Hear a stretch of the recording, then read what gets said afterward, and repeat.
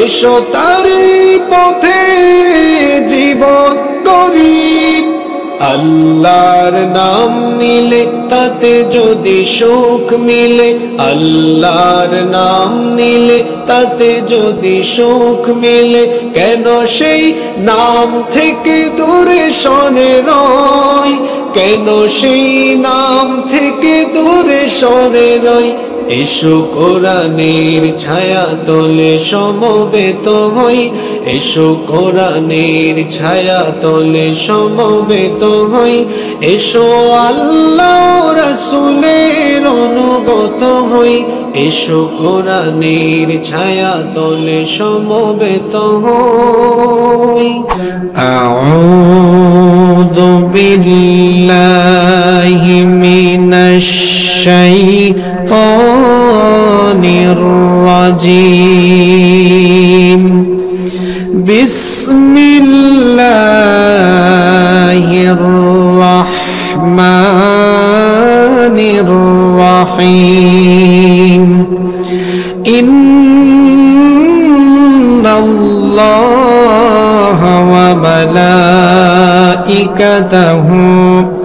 ইউসাল্লুনা আলান নাবিয়্যি ইয়া আইয়ুহাল্লাযীনা আমানু সাল্লু আলাইহি ওয়া সাল্লিমু তাসলিমা। কেউ চুপ থাকবেন না, সবাই আমার সাথে মহব্বতে পড়েন। আল্লাহুম্মা সাল্লি আলা মুহাম্মাদ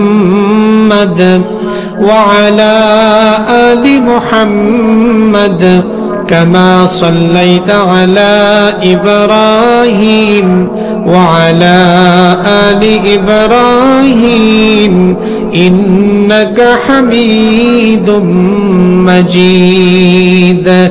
اللهم بارك على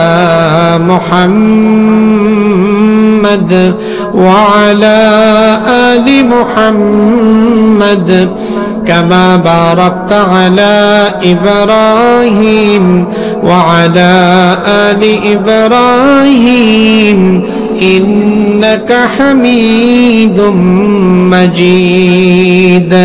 ربي زدني علما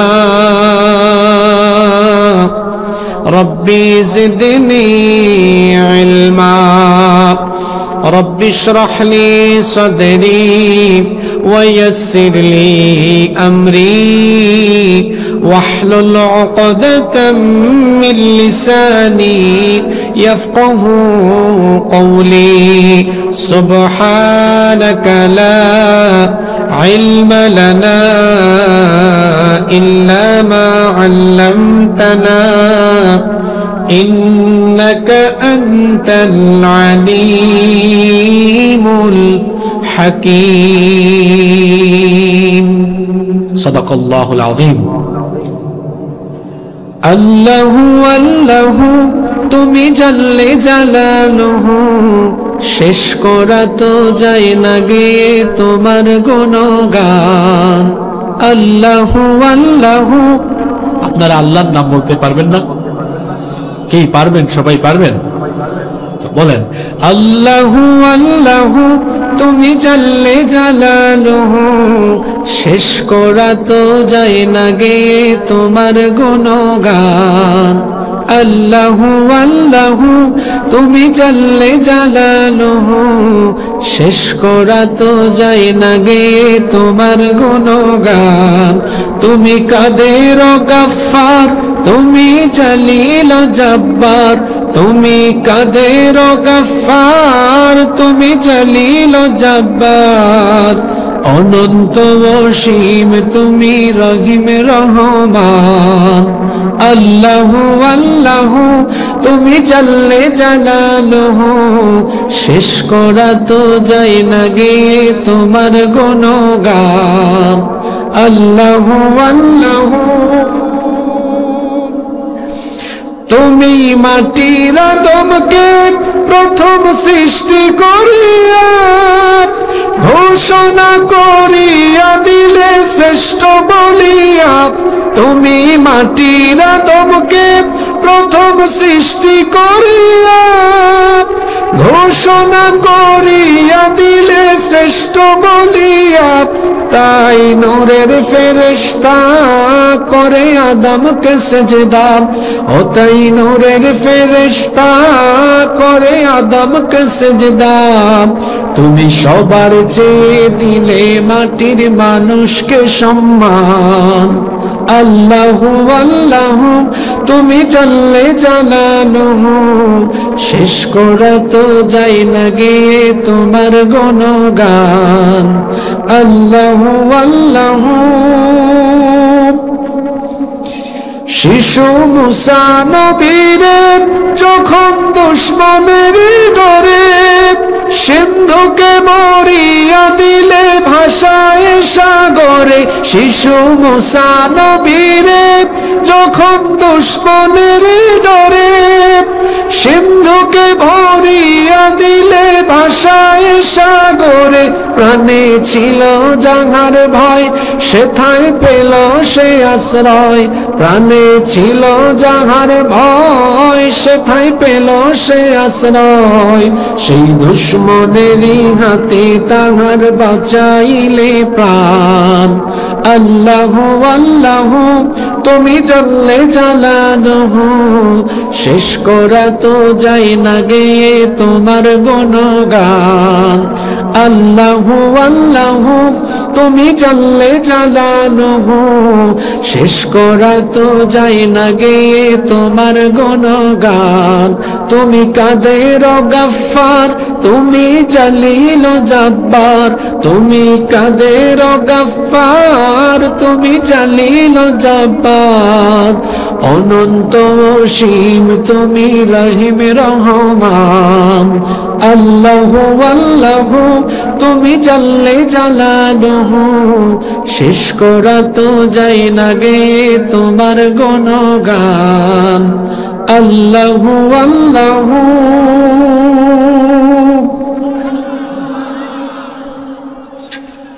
বাংলাদেশের ঐতিহ্যবাহী সাতক্ষীরা জেলার সদর উপজেলার ঝাউডাঙ্গা যুব কমিটির উদ্যোগে আয়োজিত আজকের এই দ্বিতীয়তম ঐতিহাসিক তাফসীরুল কোরআন মাহফিলের সমাপনী অধিবেশনের মুহতারাম শ্রদ্ধাভাজন সভাপতি, বিশিষ্ট শিক্ষাবিদ, মানুষ গড়ার কারিগর, ঝাউডাঙ্গা কলেজের সম্মানিত অধ্যক্ষ, আমাদের সকলের শ্রদ্ধাভাজন জনাব মোহাম্মদ খলিলুর রহমান, হাইয়াহুল্লাহ ওয়া আতালাল্লাহু উমরাহ ওয়া বারাকাল্লাহু ফি হায়াতিহি, আমরা সবাই বলি আমিন। মাহফিল পরিচালনা করছেন ঝাউডাঙ্গা ইসলামিয়া ফাউদিল মাদ্রাসার সহকারী শিক্ষক জনাব মাওলানা মহিদুল ইসলাম। আজকের মাহফিলের সম্মানিত প্রধান অতিথি, বিশিষ্ট সমাজসেবক এবং আমেরিকা প্রবাসী, আপনাদের সকলের প্রিয় জনাব আনিসুর রহমান গাজী। বিশেষ অতিথি, বিশিষ্ট ব্যবসায়ী ও সমাজসেবক জনাব আলহাজ মোহাম্মদ আব্বাস আলী। বিশেষ অতিথি জনাব আলহাজ মোহাম্মদ শহীদুল ইসলাম। আল্লাহ তাআলা সকলকে দ্বীনের জন্য, কোরআনের জন্য কবুল করে নেন, আমরা সবাই বলি আমিন। এতক্ষণ আমাদের সামনে কোরআন সুন্নাহর আলোকে অত্যন্ত তাৎপর্যপূর্ণ আলোচনা পেশ করেছেন বিশিষ্ট ইসলামী চিন্তাবিদ ও শিক্ষাবিদ, ঝাউডাঙ্গা ইসলামিয়া ফাউদিল মাদ্রাসার সাবেক অধ্যক্ষ, উস্তাদুল উলামা, উস্তাদুল আসাতিদা, অসংখ্য আলেমের উস্তাদ, আমার উস্তাদ তুল্য আলেমে দিন জনাব হযরত মাওলানা আব্দুল বারী সাহেব। আল্লাহ হুজুরকে নেক হায়াত দান করেন। আল্লাহ তাআলা ওনার আজীবনের সকল খেদমত কবুল করে নেন, বলেন আমিন। আরো বক্তব্য রেখেছেন হাফেজ মাওলানা আবু মুসা, বক্তব্য রেখেছেন হাফেজ মাওলানা শাহিনুর রহমান। আল্লাহ আমার ভাইদের হায়াতান তাইয়্যিবা, সিহহাতান কুল্লিয়া দান করেন, আমাদেরকে আল্লাহ দ্বীনের জন্য কবুল করেন, আমরা সবাই বলি আমিন।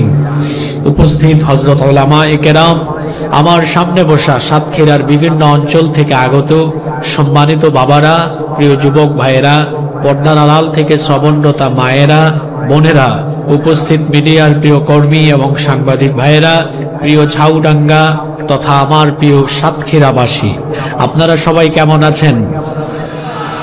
আলহামদুলিল্লাহ, আলহামদুলিল্লাহ, আমিও আল্লাহর রহমতে ভালো আছি। আমাদের সবাইকে সুস্থতার সাথে বাঁচিয়ে রেখে আজকের এই সুন্দর বরকতময় নান্দনিক এবং জান্নাতি এই আয়োজনে আমাদেরকে শামিল হওয়ার তৌফিক যিনি দান করেছেন, গলার আওয়াজ বড় করে সবাই বলেন তো তিনি কে? সেই মহান রবের জন্য হৃদয়ের সবটুকু ভালোবাসা, আবেগ, অনুভূতিকে উজাড় করে দিয়ে খুশি মনে প্রাণবন্ত আওয়াজে উচ্চ কণ্ঠে কালিমাতুশ শুকর আদায় করে আমরা সকলেই পড়ছি আলহামদুলিল্লাহ। অসংখ্য গণিত দুরুদ এবং সালাম পেশ করছি খাতামুন নবিয়্যিন আশরাফুল আম্বিয়া ওয়াল মুরসালিন রাহমাতাল লিল আলামিন প্রিয় নবী মুহাম্মদুর রাসূলুল্লাহ সাল্লাল্লাহু আলাইহি ওয়াসাল্লামের প্রতি, যাকে আল্লাহ তাআলা আমাদের হিদায়াতের জন্য প্রেরণ করেছেন। আল্লাহুম্মা সাল্লি আলাইহি আল্লাহুম্মা বারিক আলাইহি। প্রিয় সাতক্ষীরাবাসী, এই বছর এটা হচ্ছে আমার সাতক্ষীরায় প্রথম মাহফিল। আলহামদুলিল্লাহ, মাহফিল তো শুরু করেছি সেই সেপ্টেম্বরে। সেপ্টেম্বর, অক্টোবর, নভেম্বর, ডিসেম্বর, এখন চলে জানুয়ারি। সাতক্ষীরায় এক সময় প্রচুর মাহফিল করেছি আমি। গত 5-6 বছর প্রত্যেকটি থানায়, উপজেলায় 2-3টা করে প্রোগ্রাম করেছি। এই বছর আমরা গোটা সাতক্ষীরা জেলায় প্রোগ্রাম দিয়েছি সম্ভবত 3টা বা 4টা, পুরা সাতক্ষীরা জেলায়। তার মধ্যে আপনাদের এটা হলো আজকে প্রথম প্রোগ্রাম। আলহামদুলিল্লাহ, আপনারা খুশি না বেজার? তারপরে হয়তোবা আমরা আগামী থেকে আরো প্রোগ্রাম কমিয়ে নিয়ে আসবো আমাদের ব্যক্তিগত ব্যস্ততার কারণে। তো এই মাঠে আমি গত কয়েক মাস আগে এসে গিয়েছিলাম, বাদ মাগরিব আলোচনা করে গিয়েছিলাম। আপনাদের ভদ্রতা, আপনাদের আতিথেয়তা, আন্তরিকতা আমাকে মুগ্ধ করেছিল। আমি আশা করব আজকেও তার ব্যতিক্রম হবে না ইনশাআল্লাহ। এই যে বাম পাশে অনেকে কষ্ট করে দাঁড়িয়ে আছেন, হয়তো তারা দেখতে পাচ্ছেন না, এইদিকে অনেক জায়গা খালি আছে। এখানে আপনারা বসে যান, আরাম করে বসে। কনকনে ঠান্ডায় দাঁড়িয়ে থাকলে কষ্ট হবে। এখানে যারা বসে আছেন আপনারা আমার সাথে কথা বলেন তো, বসে যাওয়ার পরে কি শীত শীত লাগে না ভালো লাগে? দেখছেন, এটা ওনারাই বলেছে। আপনারা যারা দাঁড়িয়ে আছেন বসে যান, দেখবেন অনেকের সাথে যখন বসবেন এখানে একটা শান্তি পাবেন, রহমত পাবেন। এমনিতেই তো কোরআনের আলোচনায় যিনি রহমত দান করেন, সাকিনা নাজিল করেন, তিনি কে? সুতরাং এই রহমতে ঘেরা এই প্যান্ডেলে বসে যান। আমি আশা করব আপনারা কিছু সময়ের মধ্যে বসে যাবেন ইনশাআল্লাহ। গত বছর বা গত মাহফিলে আমি এখানে সূরা কাহাফ থেকে আলোচনা করেছিলাম, তাই না? আজকে পরিবর্তিত পরিস্থিতিতে স্বাধীন বাংলাদেশে জীবনমুখী কিছু কথা হবে ইনশাআল্লাহ। এই সাতক্ষীরার মাটি, সাতক্ষীরার মানুষ গত 1 যুগেরও বেশি সময় ধরে অত্যন্ত মজলুম ছিল। এখানে বুলডোজার দিয়ে মানুষের ঘর বাড়ি ভাঙা হয়েছিল। নিরপরাধ মানুষকে মিথ্যা মামলা দিয়ে বছরের পর বছর জেলখানায় বন্দী করে রাখা হয়েছিল। মানুষকে হয়রানি করা হয়েছিল। আজকে আমরা জুলুম মুক্ত একটি বাংলাদেশ পেয়েছি আলহামদুলিল্লাহ। আমাদের উপর যে জুলুম হয়েছে, আমরা এর প্রতিশোধ, আমরা আঘাতের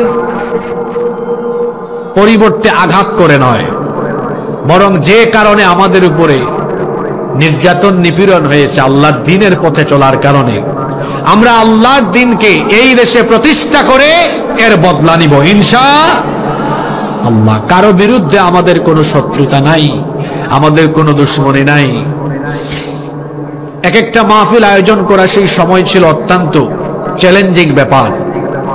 মাহফিল আয়োজন করলেও সেই মাহফিলগুলোতে কত ধরনের বাধা বিপত্তি ছিল। আপনাদের পাশে 7-8 কিলো দূরে আগরদারি কামিল মাদ্রাসায় আমাকে আলোচনা শেষ করতে দেয় নাই। আলোচনা চলাকালীন সময়ে সন্ত্রাসী গুন্ডা পান্ডারা বাধা বিপত্তি সৃষ্টি করেছে, যাওয়ার পথে আমার উপর হামলা করার চেষ্টা করেছে। ওই মাদ্রাসার প্রিন্সিপাল সাহেব আছেন কিনা আমি জানি না, তিনিও যে আচরণ সেদিন করেছেন এটা বড় আশ্চর্যজনক। আলেম থাকবে আলেমের মতো, কোন আলেম কখনো কোনো ব্যক্তির পা চাটা গোলামি করবে না। আলেম তো এমনই হওয়া দরকার। আল্লাহর রাসূল বলেছেন শেষ জামানায় এমন এক ভয়াবহ পরিস্থিতি আসবে, ইয়াতি আলান নাসি জামান, শেষ জামানায় এমন এক পরিস্থিতি আসবে, মানুষের উপর এমন এক যুগ অবতারণা হবে, লা ইয়াবকা মিনাল ইসলামি ইল্লা ইসমুহু, ইসলাম নামে থাকবে, ইসলামের কোনো শিক্ষা সমাজে থাকবে না। ওয়ালা ইয়াবকা মিনাল কুরআনি ইল্লা রাসমুহু, কোরআনের পাতায় কোরআনের অক্ষর থাকবে কিন্তু কোরআনের কোনো শিক্ষা সমাজে থাকবে না। মাসাজিদুহুম আমিরা, মসজিদগুলো চাকচিক্যময় হবে, ওয়াহিয়া খারাবুম মিনাল হুদা, কিন্তু সেগুলো হেদায়েত শূন্য হবে।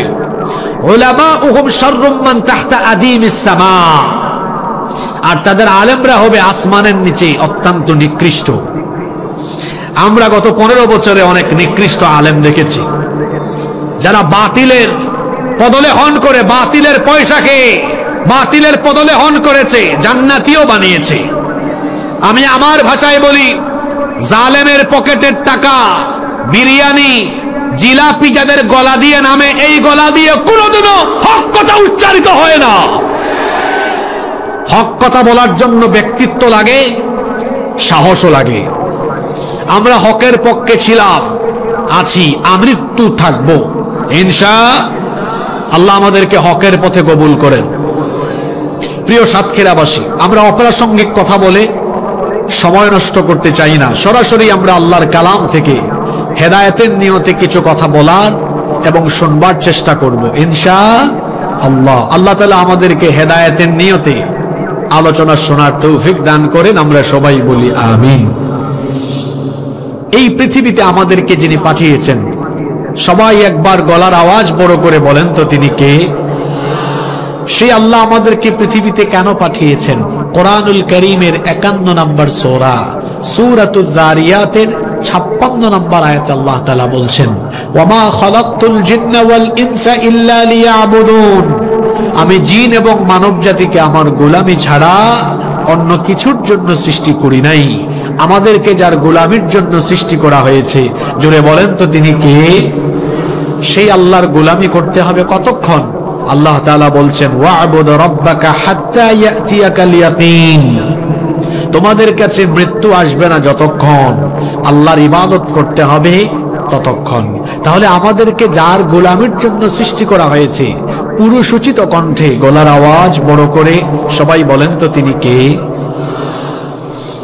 সেই আল্লাহর গোলামির পথ থেকে আমাদেরকে বিচ্যুত করার জন্য একজন সারাক্ষণ অপচেষ্টা চালায়।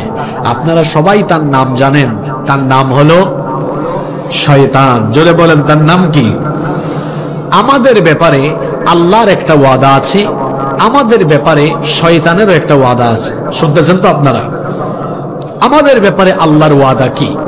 আমাদের ব্যাপারে আল্লাহর ওয়াদা হলো, আমরা যদি আল্লাহ তাআলার আনুগত্য করি, তার গোলামি করি, তার ইবাদত করি, আল্লাহর ওয়াদা হলো তিনি আমাদেরকে তার জান্নাতের মেহমান বানিয়ে দিবেন। সুবহানাল্লাহ, এটা হলো আল্লাহর ওয়াদা।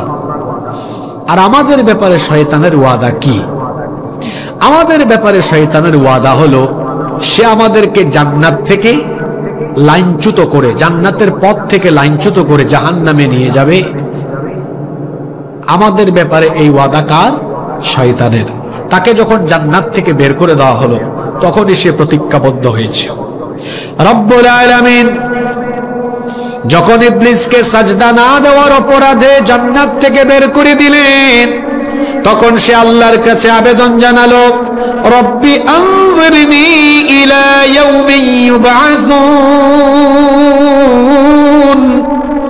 রব আমাকে কিয়ামতের দিবস পর্যন্ত অবকাশ দাও। আল্লাহ তাআলা তাকে বললেন, ইন্নাকা মিনাল মুনজারিন, নিশ্চয়ই তোকে অবকাশ প্রাপ্তদের কাতারে শামিল করে দিলাম। আল্লাহ তাকে কিয়ামত পর্যন্ত হায়াত দিয়ে দিলেন। এই সুযোগ পেয়ে ইবলিস এবার বলল, قال فبما أغويتني لأقعدن لهم صراطك المستقيم সূরা আরাফের মধ্যে আল্লাহ বলেছেন, সে তখন বলল যে আদমকে সাজদা না দেওয়ার কারণে তুমি আমাকে জান্নাত থেকে বের করে দিয়েছো, এই আদম এবং তার বংশধরদেরকে ধোঁকা দিয়ে দিয়ে তোমার দ্বীনের পথ থেকে, সোজা পথ থেকে বিচ্যুত করা, এটাই হবে আমার প্রধান এবং প্রথম কাজ। কিভাবে আমি তাদেরকে ধোঁকা দিব? সে বলল, সুম্মা লাআতিয়ান্নাহুম মিন বাইনি আইদিহিম ওয়া মিন খালফিহিম ওয়া আন আইমানিহিম ওয়া আন শামাইলিহিম ওয়া লা তাজিদু আকসারাহুম শাকিরিন। আমি তাদেরকে সামন দিক থেকে, পিছন দিক থেকে, ডান দিক থেকে, বাম দিক থেকে, চতুর্দিক থেকে প্রতারণার জাল বিস্তার করে আমি এই মানুষগুলোকে দিয়ে তোমার জাহান্নাম ভরে ফেলবো। আমি তাদেরকে জাহান্নামে নেওয়ার জন্য প্রতিজ্ঞা করলাম। তাহলে আমাদেরকে জাহান্নামে নেওয়ার জন্য প্রতিজ্ঞা করেছে শয়তান, আর আমাদের জন্য জান্নাতের ওয়াদা যিনি করেছেন তিনি কে? আল্লাহর ওয়াদা হলো আমরা আল্লাহর গোলামি করলে তিনি আমাদেরকে জান্নাত দিবেন। আর শয়তানের ওয়াদা হলো যে করেই হোক জান্নাতের পথ থেকে আমাদেরকে লাইনচ্যুত করে জাহান্নামে নিবে। জোরে বলেন তো এই ওয়াদাটা কার? আমাদেরকে জাহান্নামে নেওয়ার প্রতিজ্ঞা করেছে কে? আরেকটু জোরে বলতে হবে, কে? এই কাজ করার জন্য শয়তানকে আশ্চর্যজনক দুইটা ক্ষমতা দেওয়া হয়েছে। নাম্বার ওয়ান, এক নম্বর ক্ষমতা হলো সে মানুষের রক্তকণিকায় বিচরণ করে করে মানুষকে ধোঁকা দিতে পারে। কি সাংঘাতিক জিনিসের নাম শয়তান! একেবারে মানুষের রক্তকণিকায় ঢুকে মানুষকে ধোঁকা দিতে পারে। বুখারী এবং মুসলিম শরীফের হাদিস, আল্লাহর নবী বলেছেন, ফাইন্নাশ শাইতানা ইয়াজরি আহাদিকুম মাজরাদ দাম, নিশ্চয়ই শয়তান তোমাদের রক্তকণিকায় ঢুকে রক্তে বিচরণ করে তোমাদেরকে ধোঁকা দিতে পারে। শয়তানের আশ্চর্যজনক দুই নাম্বার ক্ষমতা হলো শয়তান পৃথিবীর একজন মহামানব ছাড়া যে কোনো ব্যক্তির সুরত বা আকৃতি মুহূর্তের মধ্যে ধারণ করতে পারে। যার আকৃতি সে ধারণ করতে পারে না তিনি হচ্ছেন আমার আপনার নবী রাহমাতাল লিল আলামিন মুহাম্মাদুর রাসূলুল্লাহ। আমরা বলি সাল্লাল্লাহু আলাইহি ওয়াসাল্লাম। বুখারীর বর্ণনায় হাদিস এসেছে, আল্লাহর নবী বলেছেন, মান রাআনি ফিল মানামি ফাকাদ রাআনি, যে ব্যক্তি আমাকে স্বপ্নে দেখলো সেই ব্যক্তি যেন সত্যিকার অর্থে আমাকেই স্বপ্নে দেখলো। ফাইন্নাশ শাইতানা লা ইয়াতামাসসালু ফি সূরাতি, কারণ শয়তান সকলের সূরত বা আকৃতি ধারণ করতে পারলেও আমি নবীর সূরত কোনোদিনও শয়তান ধারণ করতে পারে না। সুবহানাল্লাহ পড়বেন না? পৃথিবীর একজন মহামানবের সূরত শয়তান ধরতে পারে না, তিনি হচ্ছেন মুহাম্মাদুর রাসূলুল্লাহ সাল্লাল্লাহু আলাইহি ওয়াসাল্লাম। নবীজি বলেছেন, যে স্বপ্নে যুগেও আমাকে দেখবে সে আমাকেই দেখবে, কারণ আমার সূরত তো শয়তান ধরতে পারে না। সেই নবীকে যে চক্ষু স্বপ্নে দেখবে, সেই চক্ষু এবং সেই ব্যক্তির জন্য জাহান্নামের আগুন যিনি হারাম করে দিয়েছেন, জোরে বলেন তো তিনি কে? আরো জোরে বলেন তিনি কে? রাসূলকে স্বপ্ন যুগে দেখতে চান কি চান না? আমল বলে দিব, নবীর উপরে বেশি বেশি দুরূদ পড়বেন। দুরূদ, কারণ দুরূদের মাধ্যমে নবীজির সাথে সম্পর্ক গভীর হয়। আল্লাহর নবী বলেছেন, যেই ব্যক্তি দুনিয়াতে আমার উপরে যত বেশি দুরূদ পাঠ করবে কিয়ামতের দিন সেই ব্যক্তি তত বেশি আমার নিকটে থাকবে। তাহলে নবীর উপর দুরূদ পড়লে যদি কিয়ামতে নবীর কাছাকাছি থাকা যায়, দুনিয়াতে কি নবীকে স্বপ্ন যুগে দেখার সম্ভাবনা আছে না নাই? রব মৃত্যুর আগে তোমার হাবিবকে স্বপ্ন যুগে হলেও আমাদের দিদার নসিব করে দিও, বলে না আমিন। তাহলে বলছিলাম শয়তানের আশ্চর্যজনক দুইটা ক্ষমতার কথা। মানুষের রক্তকণিকায় বিচরণ করে মানুষকে ধোঁকা দিতে পারে। দুই, যে কোনো সময় যে কারো সুরত ধরে আসতে পারে। মানুষের সুরত শয়তান ধরতে পারে, এটা তার জন্য ব্যাপারই না, কারণ শয়তানের টার্গেটই তো হলো মানুষ। আর শয়তান তো শুধু জিনের ভেতরে না, মানুষের ভেতরেও শয়তান আছে না নাই? আরো জোরে বলেন, আছে না নাই? আপনাদের ঠোঁটের আগায় মুখস্থ সূরা, এই সূরাটা আপনাদের সকলেরই জানা আছে, মুখস্থ আছে। সওয়াবের নিয়তে আমার সাথে একটু তেলাওয়াত করেন, সবাই পড়েন। আল্লাযী ইউওয়াসওয়িসু ফি সুদুরিন নাস মিনাল জিন্নাতি ওয়ান নাস। মানুষের অন্তরে প্ররোচনা দানকারী শয়তান, মিনাল জিন্নাতি, জিন জাতি থেকেও, ওয়ান নাস, মানুষের থেকেও। মানুষের ভেতরেও শয়তান আছে। এখন আপনি আমাকে বলতে পারেন, হুজুর মানুষের ভেতরে যে শয়তান আছে এটা আমরা ফাইন্ড আউট করবো কেমনে, খুঁজে বের করবো কেমনে? আপনি খুঁজে বের করতে পারবেন। চেহারা সুরতে মানুষ হয়েও 24 ঘন্টা যারা শয়তানি কাজকর্ম করে বেড়ায়, এরা হচ্ছে মানুষ রূপী আস্ত একটা শয়তান। প্রশ্ন হতে পারে, মানুষ আবার শয়তানি কাজ করে নাকি? হ্যাঁ, শয়তান প্রথমে মানুষকে তার অনুসারী, তার মুরিদ বানায়। আমার কথা শুনতেছেন? আমি কিন্তু কোনো ভূমিকা টমিকা দেই না, আমার আলোচনা প্রথম মিনিট থেকে শুরু হয়ে গেছে, মনোযোগী থাকবেন। শয়তান তার টার্গেট কে? মানুষ। শয়তানের টার্গেট কে? মানুষ। প্রথমে মানুষকে তার অনুসারী, তার মুরিদ বানাবার কাজ করে সে। যখন সে কোনো মানুষকে তার মুরিদ বানায়, ওই ব্যক্তি যদি শয়তানের অনুসারী হয়ে শয়তানের গোলামি করে করে শয়তানকে বেশি খুশি করতে পারে, তখন শয়তান তার গ্রেড বাড়ায়। শয়তান তার কি বাড়ায়? গ্রেড বাড়ায়, তারে প্রমোশন দেয়। তখন বলে, তুই আর আমার মুরিদ না, তুই এখন থেকে আমার খলিফা। কি হয়? খলিফা হয়। শয়তান প্রথমে মানুষকে কি বানায়? মুরিদ বানায়। জোরে বলেন, কি বানায়? তারপর কি বানায়? আমি অযৌক্তিক কথা বলি না। শয়তানের খলিফা সামনে রমজান মাসে আপনারা দেখবেন। সামনে রমজান মাস আসতেছে না? আল্লাহ নবীর হাদিস হলো, রমজান মাসে শয়তানকে শিকলবন্দি করা হয়। তাও দেখবেন সমাজে অনেক মানুষ শয়তানি করে, কারণ যেটাকে বন্দি করা হয়েছে ওটা তো জিন, তাই না? আর শয়তান তো কিছু লোককে তার খলিফা বানিয়ে গেছে। তার খলিফারা তো খেলাফত নিয়ে শয়তানি সব কাজ আঞ্জাম দিচ্ছে। এখন আমার সমাজে যে শয়তান আছে, মানুষরূপী শয়তান, মানুষরূপী শয়তান আছে, এটা আমরা ফাইন্ড আউট করবো কেমনে? শয়তানি কাজ করে যারা মানুষরূপী শয়তান হলো তারা। আজকের আলোচনার বিষয় হলো মানুষরূপী শয়তান কারা। আলোচনার বিষয় কি? সবাই বলেন। মানে রূপটা, তার সুরতটা কাদের মতো? মানুষের মতো। কার মতো? কাজ কারবার করে কার? জোরে বলেন। এজন্য এটার নাম দিয়েছি আমি মানুষরূপী। জোরে বলেন, মানুষরূপী শয়তান। তাহলে মানুষরূপী শয়তান কারা? শয়তানের কাজ আঞ্জাম দেয় যারা, মানুষরূপী শয়তান হলো তারা। এখন শয়তানি কাজ কি?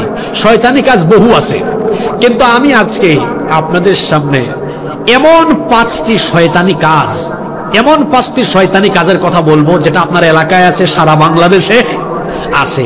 এই কাজগুলো করবে যারা, মানুষরূপী শয়তান হলো কয়টা? কয়টা বলবো?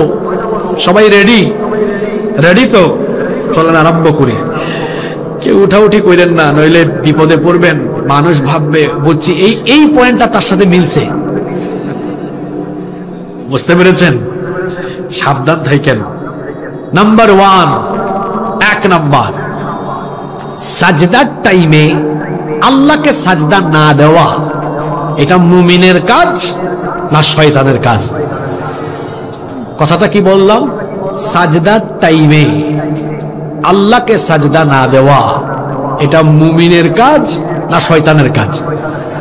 আপনারা সবাই জানেন, আদম আলাইহিস সালামকে সামনে রেখে আল্লাহ সব ফেরেশতাদেরকে বলেছিলেন, আদমকে সাজদা দাও। আল্লাহর হুকুমের সময় এই সাজদার টাইমে সবাই সাজদা দিয়েছে, একজন দেয় নাই। তার নাম কি? জোরে বলেন, তার নাম কি? রব্বুল আলামিন বলছেন, وَإِذْ قُلْنَا لِلْمَلَائِكَةِ اسْجُدُوا لِآدَمَ فَسَجَدُوا إِلَّا إِبْلِيسَ أَبَى وَاسْتَكْبَرَ وَكَانَ مِنَ الْكَافِرِينَ। আল্লাহ তাআলা বলছেন, আর স্মরণ করো যখন তোমার রব ফেরেশতাদেরকে বললেন তোমরা আদমকে সাজদা দাও, অতঃপর সবাই সাজদা দিল একজন ছাড়া। যে সাজদা দিল না তার নাম হলো ইবলিস। আবা, সে আল্লাহর আদেশকে অস্বীকার করলো, ওয়াস্তাকবারা, অহংকার প্রদর্শন করলো, ওয়া কানা মিনাল কাফিরিন, আর সে কাফিরের অন্তর্ভুক্ত হয়ে গেল। তাহলে এই আয়াত আমাদেরকে যে বার্তা দিল, আল্লাহর হুকুম মতো সাজদার টাইমে সাজদা দেয় নাই, তার নাম হলো ইবলিস। ইবলিস সাজদা না দেওয়ার কারণে জান্নাত থেকে বিতাড়িত হলো। তারপর থেকে তার প্রধান এবং প্রথম টার্গেট হলো যে সাজদার কারণে আমি জান্নাত থেকে আউট হয়েছি, মানুষকে আমি যে করেই হোক, যে কায়দায় হোক, সাজদা দেওয়া থেকে আমি মানুষকে ফিরায় রাখবো, সাজদা দেওয়া থেকে মানুষকে আমি দূরে সরায় রাখবো। এই জন্য সাজদার টাইমে, নামাজের টাইমে ইবলিস মানুষকে এসে সবচাইতে বেশি ধোঁকা দেয়। হাদিস শরীফে এসেছে ইবলিস কোন সময় হাসে আর কোন সময় কাঁদে। আল্লাহ নবী বলেছেন, যখন কোনো ব্যক্তি আল্লাহ তাআলাকে সাজদা দেয়, তখন ইবলিস সাজদার এই দৃশ্য দেখে এই ব্যক্তির কাছ থেকে দূরে চলে যায়। এরপরে সে মনের বেদনায় কান্না করে। আল্লাহ নবী বলেছেন, কোন মানুষ যখন আল্লাহকে সাজদা দেয়, ইআতাজালা শাইতানু ফায়াবকি, শয়তান ওই ব্যক্তির কাছ থেকে দূরে চলে যায়। ফায়াবকি, অতঃপর এই ব্যক্তির সাজদা দেখে ইবলিস কান্না করে। ওয়ায়াকুল, এবং বলতে থাকে, উমিরা ইবনু আদম বিসসুজুদ, আদম সন্তানকে সাজদা দেওয়ার আদেশ দেওয়া হয়েছে। ফাসাজাদা ফালাহুল জান্নাহ, অতঃপর সে আল্লাহ তাআলাকে সাজদা দিয়ে তার জন্য জান্নাত হাসিল করে ফেলেছে। সুবহানাল্লাহ। ওয়া উমিরতু বিসসুজুদ, আর আমাকেও তো সাজদার হুকুম দেওয়া হয়েছিল। ফাআবাইতু, অতঃপর আমি সেই আদেশ অমান্য করেছিলাম। ফালিন্নার, অতঃপর আমি জাহান্নামের বাসিন্দা হয়ে গেলাম। এই হাদিস আপনাদেরকে কি শিক্ষা দিল? আমরা যখন নামাজের টাইমে আল্লাহ তাআলাকে সাজদা দেই, নামাজ আদায় করি, ইবলিস তখন এই দৃশ্য দেখে কাঁদে। আর আমরা যখন নামাজের টাইমে আল্লাহ তাআলাকে সাজদা দেই না, নামাজ আদায় করি না, ইবলিস তখন হাসে। যদি হাদিসটা উপলব্ধি করতে পারেন, একজনও চুপ থাকবেন না, ওখান থেকে বীর পুরুষের মতো জবাব দেন তো, আমরা নামাজের টাইমে নামাজে গেলে ইবলিস হাসে না কাঁদে? আরো জোরে বলেন, হাসে না কাঁদে? আর আমরা নামাজের টাইমে যখন নামাজে যাই না, ইবলিস তখন, মাশাআল্লাহ, বুঝছেন? তাইলে এবার আমাকে 2-3 সেকেন্ড নীরব থাকেন, বুঝে শুনে উত্তর দেন। তাহলে কি নামাজের টাইমে আপনারা ইবলিসকে হাসাবেন না কাঁদাবেন? যারা বললেন না, তারা কি ইবলিসের কাছ থেকে খেলাফত নিয়েছেন নাকি? তাহলে কথা বলছেন না কেন? নামাজে গেলে ইবলিস কাঁদে, নামাজে না গেলে ইবলিস হাসে। Okay, fine, now take your decision. এখন আপনি আপনার সিদ্ধান্ত নেন, আপনারা কি ইবলিসকে হাসাবেন না কাঁদাবেন? এই আওয়াজে হয় নাই। আমি দুর্বল মুসলমান দেখতে পারি না। আমার বাড়ি কোথায় জানেন তো? সিলেটে। হযরত শাহজালাল রহমতুল্লাহ আলাইহির রুহানি সন্তান আমি। তা আমরা কথা যেটা বলি বড় করে বলি, আবার যেটা শুনতে চাই বড় করে শুনতে চাই। একেবারে স্ট্রেইট ফরওয়ার্ড, সোজা সাপটা কথা বলবেন। বলেন তাইলে নামাজের টাইমে ইবলিসকে হাসাবেন না কাঁদাবেন? যেভাবে আওয়াজ দিয়েছেন কাঁদাবেন, ওকে, ভালো কথা।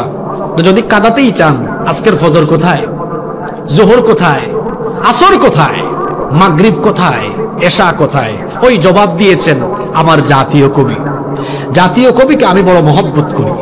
এত চমৎকার চমৎকার লেখা তিনি উপহার দিয়েছেন। পৃথিবীর কোনো কবি এত সুন্দর লেখা, এভাবে ইসলাম নিয়ে, কোরআন নিয়ে, হাদিস নিয়ে, নবী নিয়ে এত সুন্দর লেখা লিখতে পারে নাই। আল্লাহু আকবার। বলছেন তো ইবলিসকে কাঁদাবেন, কিন্তু 5 ওয়াক্ত নামাজের খবর কি? আমার জাতীয় কবি কবিতার মাধ্যমে তার জবাব দিয়েছেন, ঘুমাইয়া কাজা করেছ ফজর, তখনও জাগনি যখন জোহর, হেলায় খেলায় কেটেছে আসর, মাগরিবের ওই শুনিয়া যান, এখনো জামাতে হওরে শামিল, এখনো এর সাথে আছে স্থান। বাজিছে দামামা বাদরে আমামা, শির উঁচু করে মুসলমান, দাওয়াত এসেছে নয়া জামানার, ভাঙা কেল্লায় উড়ে নিশান। আপনার 5 ওয়াক্ত নামাজ কিভাবে যায়? কবি বলছেন, ঘুমাইয়া কাজা করেছো ফজর। ওই যে আমার দেশে আরেক গীতিকার সুন্দরী লিখেছেন, ফজরের ক্ষণ গেল পরনি নামাজ, জোহরে ও ডুবেছিলে নিয়ে শত কাজ। ফজরের ক্ষণ গেল পরনি নামাজ, জোহরে ও ডুবেছিলে নিয়ে শত কাজ। হেলায় খেলায় গেল আসরের কাল, মাগরিবেও পড়লে না নামাজির সাজ। ফজরের ক্ষণ গেল পরনি নামাজ, জোহরেও ডুবেছিলে নিয়ে শত কাজ। এভাবেই তো যায়। আপনার ফজর যায় কেমনে? ঘুম, হোক সেটা শীতকাল, গ্রীষ্মকাল, বর্ষাকাল, ফজরের টাইমে ঘুমায়। মুয়াজ্জিন সাহেব বলেন, আসসালাতু খায়রুম মিনান নাওম, ঘুম থেকে নামাজ উত্তম। আর শয়তান এসে আপনার কানের কাছে বলে, আলাইকা লাইলুন তবিল, রাত অনেক লম্বা, ফারকুত, আরাম করে ঘুমা। এটা হাদিস। সে বলে রাত লম্বা ঘুমা, মুয়াজ্জিন যে বলে ঘুমের চাইতে নামাজ উত্তম। আমি বলি নামাজের চাইতে ঘুম উত্তম। নাউযু বিল্লাহি মিন যালিক। আপনি ঘুমায় থাকলেন, এই যে আপনি ঘুমিয়ে থাকলেন, ফজরে গেলেন না, জোহরের নামাজ পর্যন্ত বেঁচে থাকবেন, এর কি কোনো নিশ্চয়তা আছে? জোরে বলেন, আছে? আমরা মানুষ, আমাদের জীবন হলো এমন, এই জীবনের নাই কোনো ওয়ারেন্টি, নাই কোনো। কিভাবে আপনি ঘুমিয়ে থাকলেন বলেন তো? কেমন করে ঘুমাও তুমি, কেমন করে ঘুমাও তুমি, ফজর করে কাজা, এমন তো হতে পারে জোহরে জানাজা। হতে পারে কি পারে না? চোখের পলকে আপনি লাশ হয়ে যেতে পারেন। হুজুর কি বললেন একটু আগে? হুজুর এখনো জীবিত, হুজুরের ছাত্র আজকে মারা গিয়েছে, দেখেছেন? চোখের পলকে আপনি লাশ হয়ে যেতে পারেন।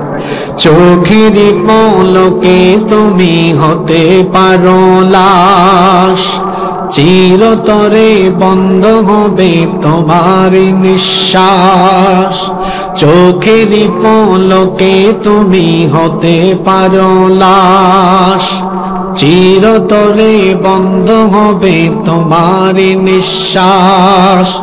হবে তোমার নাম মসজিদের মাইকে, হবে তোমার নাম মসজিদের মাইকে। বাড়িওয়ালা নাই রে বাড়ি, নাই রে দুনিয়াতে, বাড়িওয়ালা নাই রে বাড়ি, নাই রে দুনিয়াতে। বাড়িওয়ালা নাই রে বাড়ি, নাই রে দুনিয়াতে। বাড়িওয়ালা নাই রে বাড়ি, নাই রে দুনিয়াতে। আপনাদের এলাকার কবরস্থানে গিয়ে দেখেন, কবরস্থানে শুয়ে থাকা বাড়িদের বাড়ির জায়গা আছে, তারা নাই। এই যে ফজরের সময় ঘুমায় থাকেন, জোহরের সময় কাজে কর্মে ব্যস্ত থেকে অবহেলায় জোহর কাজা করেন, আসরের টাইমে খেলাধুলায় থাকেন, মাগরিবের টাইমে বাজারে আড্ডা দেন, এশার নামাজের সময় তামাশায় ডুবে থাকেন। এভাবে যে 5 ওয়াক্ত নামাজ আপনার যায়, এভাবে নামাজ ছাড়তে ছাড়তে, নামাজ ছাড়তে ছাড়তে, বেনামাজি হতে হতে হতে হতে হতে হতে একদিন তো আপনার জীবন ঘড়ির কাঁটা থেমে যাবে। একদিন তো আপনাকে মারা যেতে হবে, আপনি মরবেন, এ ব্যাপারে কোনো সন্দেহ নাই। কারণ পৃথিবীর মানুষ যারা আছে, প্রাণী যারা আছে, তাদেরকে মরতে হবেই। Everyone will take the test of death. প্রত্যেককে মরণের স্বাদ আস্বাদন করতে হবে। No one can escape from death. মৃত্যু থেকে পালিয়ে কেউ বাঁচতে পারবে না। এই যে মারা যাবেন, এরপরে কবরের জিন্দেগি আলমে বরজখে থাকবেন। অতঃপর আপনাকে কবর থেকে একদিন উঠিয়ে হাসরের ময়দানে আল্লাহর সামনে দাঁড় করানো হবে। এ ব্যাপারে কি আপনাদের কোনো সন্দেহ আছে? সেই দিন আল্লাহ আপনার কাছ থেকে হিসেব চাইবেন, ওয়াজ তো আমার চাইতে আপনারা আরো বেশি জানেন, এই দেন প্রমাণ। সেই দিন আল্লাহ যখন আপনার কাছ থেকে আমলের হিসেব চাইবেন, সর্বপ্রথম আল্লাহ কোন আমলের হিসেব চাইবেন? জোরে বলেন। ওয়াজ তো সব জানেন, শুধু আমল নাই। আল্লাহ নবী বলেছেন, ইন্না আউওয়ালা মা ইউহাসাবু বিহিল আবদু ইয়াউমাল কিয়ামাতি মিন আমালিহি সালাতি।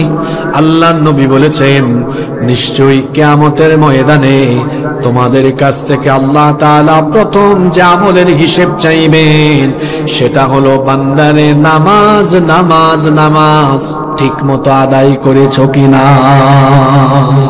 কি জবাব দিবেন আল্লাহর কাছে বলেন? এই যে 5 ওয়াক্ত নামাজ আপনার কাজা হয়ে যায়, আপনি নামাজ আদায় করেন না, এরপরে আবার নিজেকে মুমিন বলে দাবিও করে। রাসূল বলেছেন, যার মধ্যে নামাজ নাই তার মধ্যে ঈমান। এক শ্রোতা একদিন আমারে কয়, হুজুর কে বলছে আমার ঈমান নাই? আপনি আমার নাম জানেন? আমার বাপ আমার নাম রেখেছে ঈমান আলী। আমার ঈমান যায় কেমনে? আমার নামই তো ঈমান। আমাদের দেশে বহু মানুষ আছে যাদের নামের সাথে কাজের কোনো মিল নাই। এক ব্যক্তির নাম ফজর আলী, অনেক মানুষের নাম ফজর আলী আছে না? তার নাম হলো ফজর আলী, কিন্তু ফজর আলী ফজরের নামাজে যায় না। তার বাবা তার নাম রেখেছে জোহর আলী, জোহরের নামাজে যায় না। আরেকজনের নাম হলো রমজান আলী, কিন্তু রমজান মাসে দুপুর বেলা গাঞ্জা টানে। আরেকজনের নাম হলো কুরবান আলী, সামর্থ্য আছে, কিপটা বেটা, কুরবানি দেয় না। ঈমান আলীর নাম ঈমান আলী, কিন্তু মিথ্যা বলে, গীবত করে, সমালোচনা করে, চুগলখুরি করে, সুদ খায়, ঘুষ খায়, মাঝখান দিয়ে আবার হজ করে নামের আগে হাজিও লাগিয়েছে। এই বেটার নাম হাজি ঈমান আলী বা আলহাজ ঈমান আলী হলেও কাজে করবে সে হলো আস্ত একটা বেঈমান আলী। এইরকম বেঈমান আলী আমার সমাজে নাই গো। জোরে বলেন, আছে না নাই? আল্লাহ নবী বলেছেন, বাইনাল আবদি ওয়া বাইনাল কুফরি তারকুস সালাহ। আল্লাহর বান্দা আর কাফিরের মধ্যে পার্থক্য হলো নামাজ ছেড়ে দেওয়া। এখন আমাদের মাহফিলগুলোতে প্যান্ডেল ভরপুর থাকে, মাহফিলে মানুষ বেশি, কিন্তু আজান হলে পরে মসজিদের কাতারগুলো পরিপূর্ণ করা যায় না। এগুলো হলো কিয়ামতের আলামত। আল্লাহ নবীর সময়ে আমার নবীর যে মসজিদ ছিল, মসজিদের নাম আপনারা জানেন, মসজিদে নববী। এখন মসজিদে নববী কত চমৎকার, কত সুন্দর, কিন্তু নবীজির সময়ে মসজিদে নববীর ছাদ ছিল খেজুর পাতার ছাউনি, নিচে কোনো কার্পেট ছিল না, দামি কোনো টাইলসও ছিল না। আল্লাহ নবীর মসজিদ ছিল কাঁচা, কিন্তু মুসল্লি ছিল পাকা। আর আমাদের সব মসজিদ হয়েছে এখন পাকা, কিন্তু মুসল্লির অভাবে প্রতি ওয়াক্তের নামাজে আমাদের মসজিদ থাকে ফাঁকা। যুবক ভাইয়েরা নামাজের টাইমে নামাজে যায় না। কই হুজুর আমি কি এখনো জোয়ান নই, যুবক নই, আমি কেন নামাজে যাব? আমি বুড়া হই তারপরে নামাজে যাব। আপনি বুড়া হবেন, বুড়া বয়স পর্যন্ত বেঁচে থাকবেন, এই নিশ্চয়তা কে দিল আপনাকে?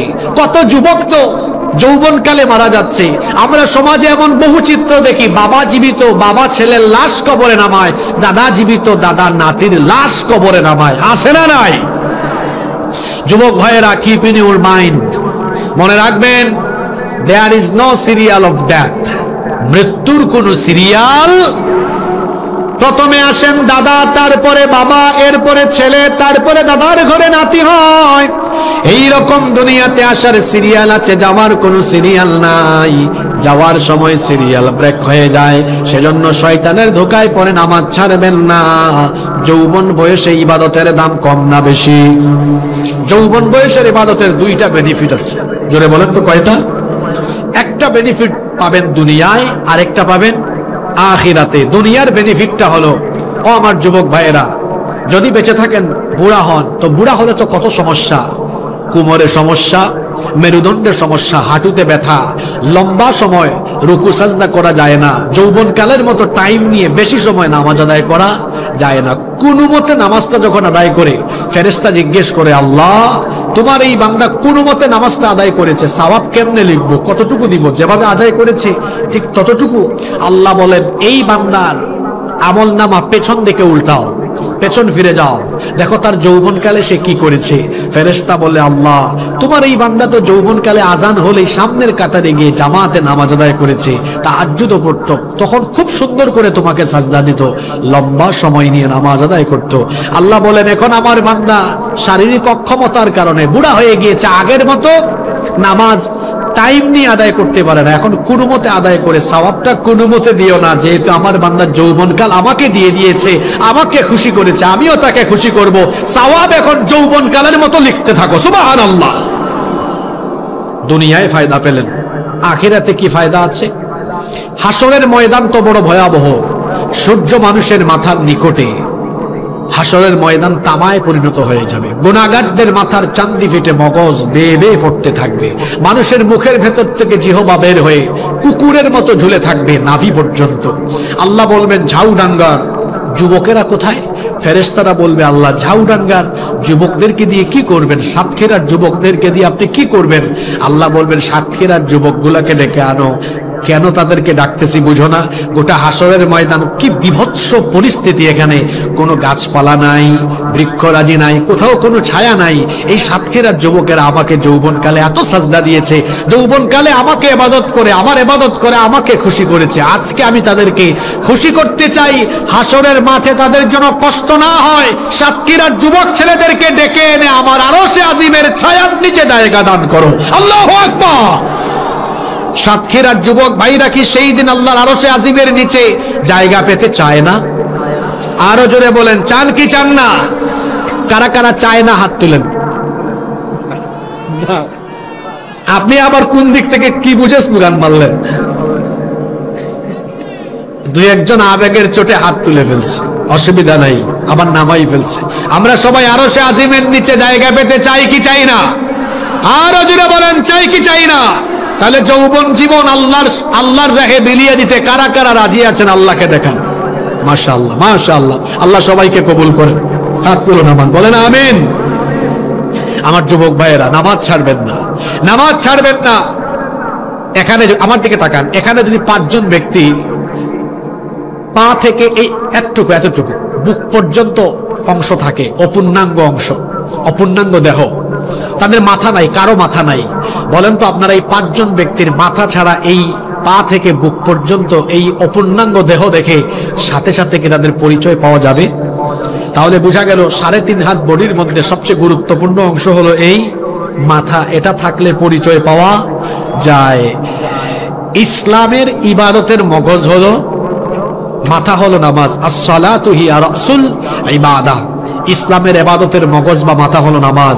যেমনি ভাবে পা থেকে বুক পর্যন্ত এই অপূর্ণাঙ্গ অংশ থাকলেও ওই ব্যক্তির পরিচয় পাওয়া যায় না, ঠিক তেমনি ইসলামের ইবাদতের মগজ নামাজ বাদ দিয়ে অন্যান্য সবকিছু করে ওয়াজ মাহফিলের আয়োজক হয়ে, বক্তা হয়ে, তক্তা হয়ে, শ্রোতা হয়ে, আয়োজক হয়ে নামাজ বাদ দিলে নিজেকে প্রকৃত মুসলমান হিসাবে পরিচয় দেওয়া যায় না।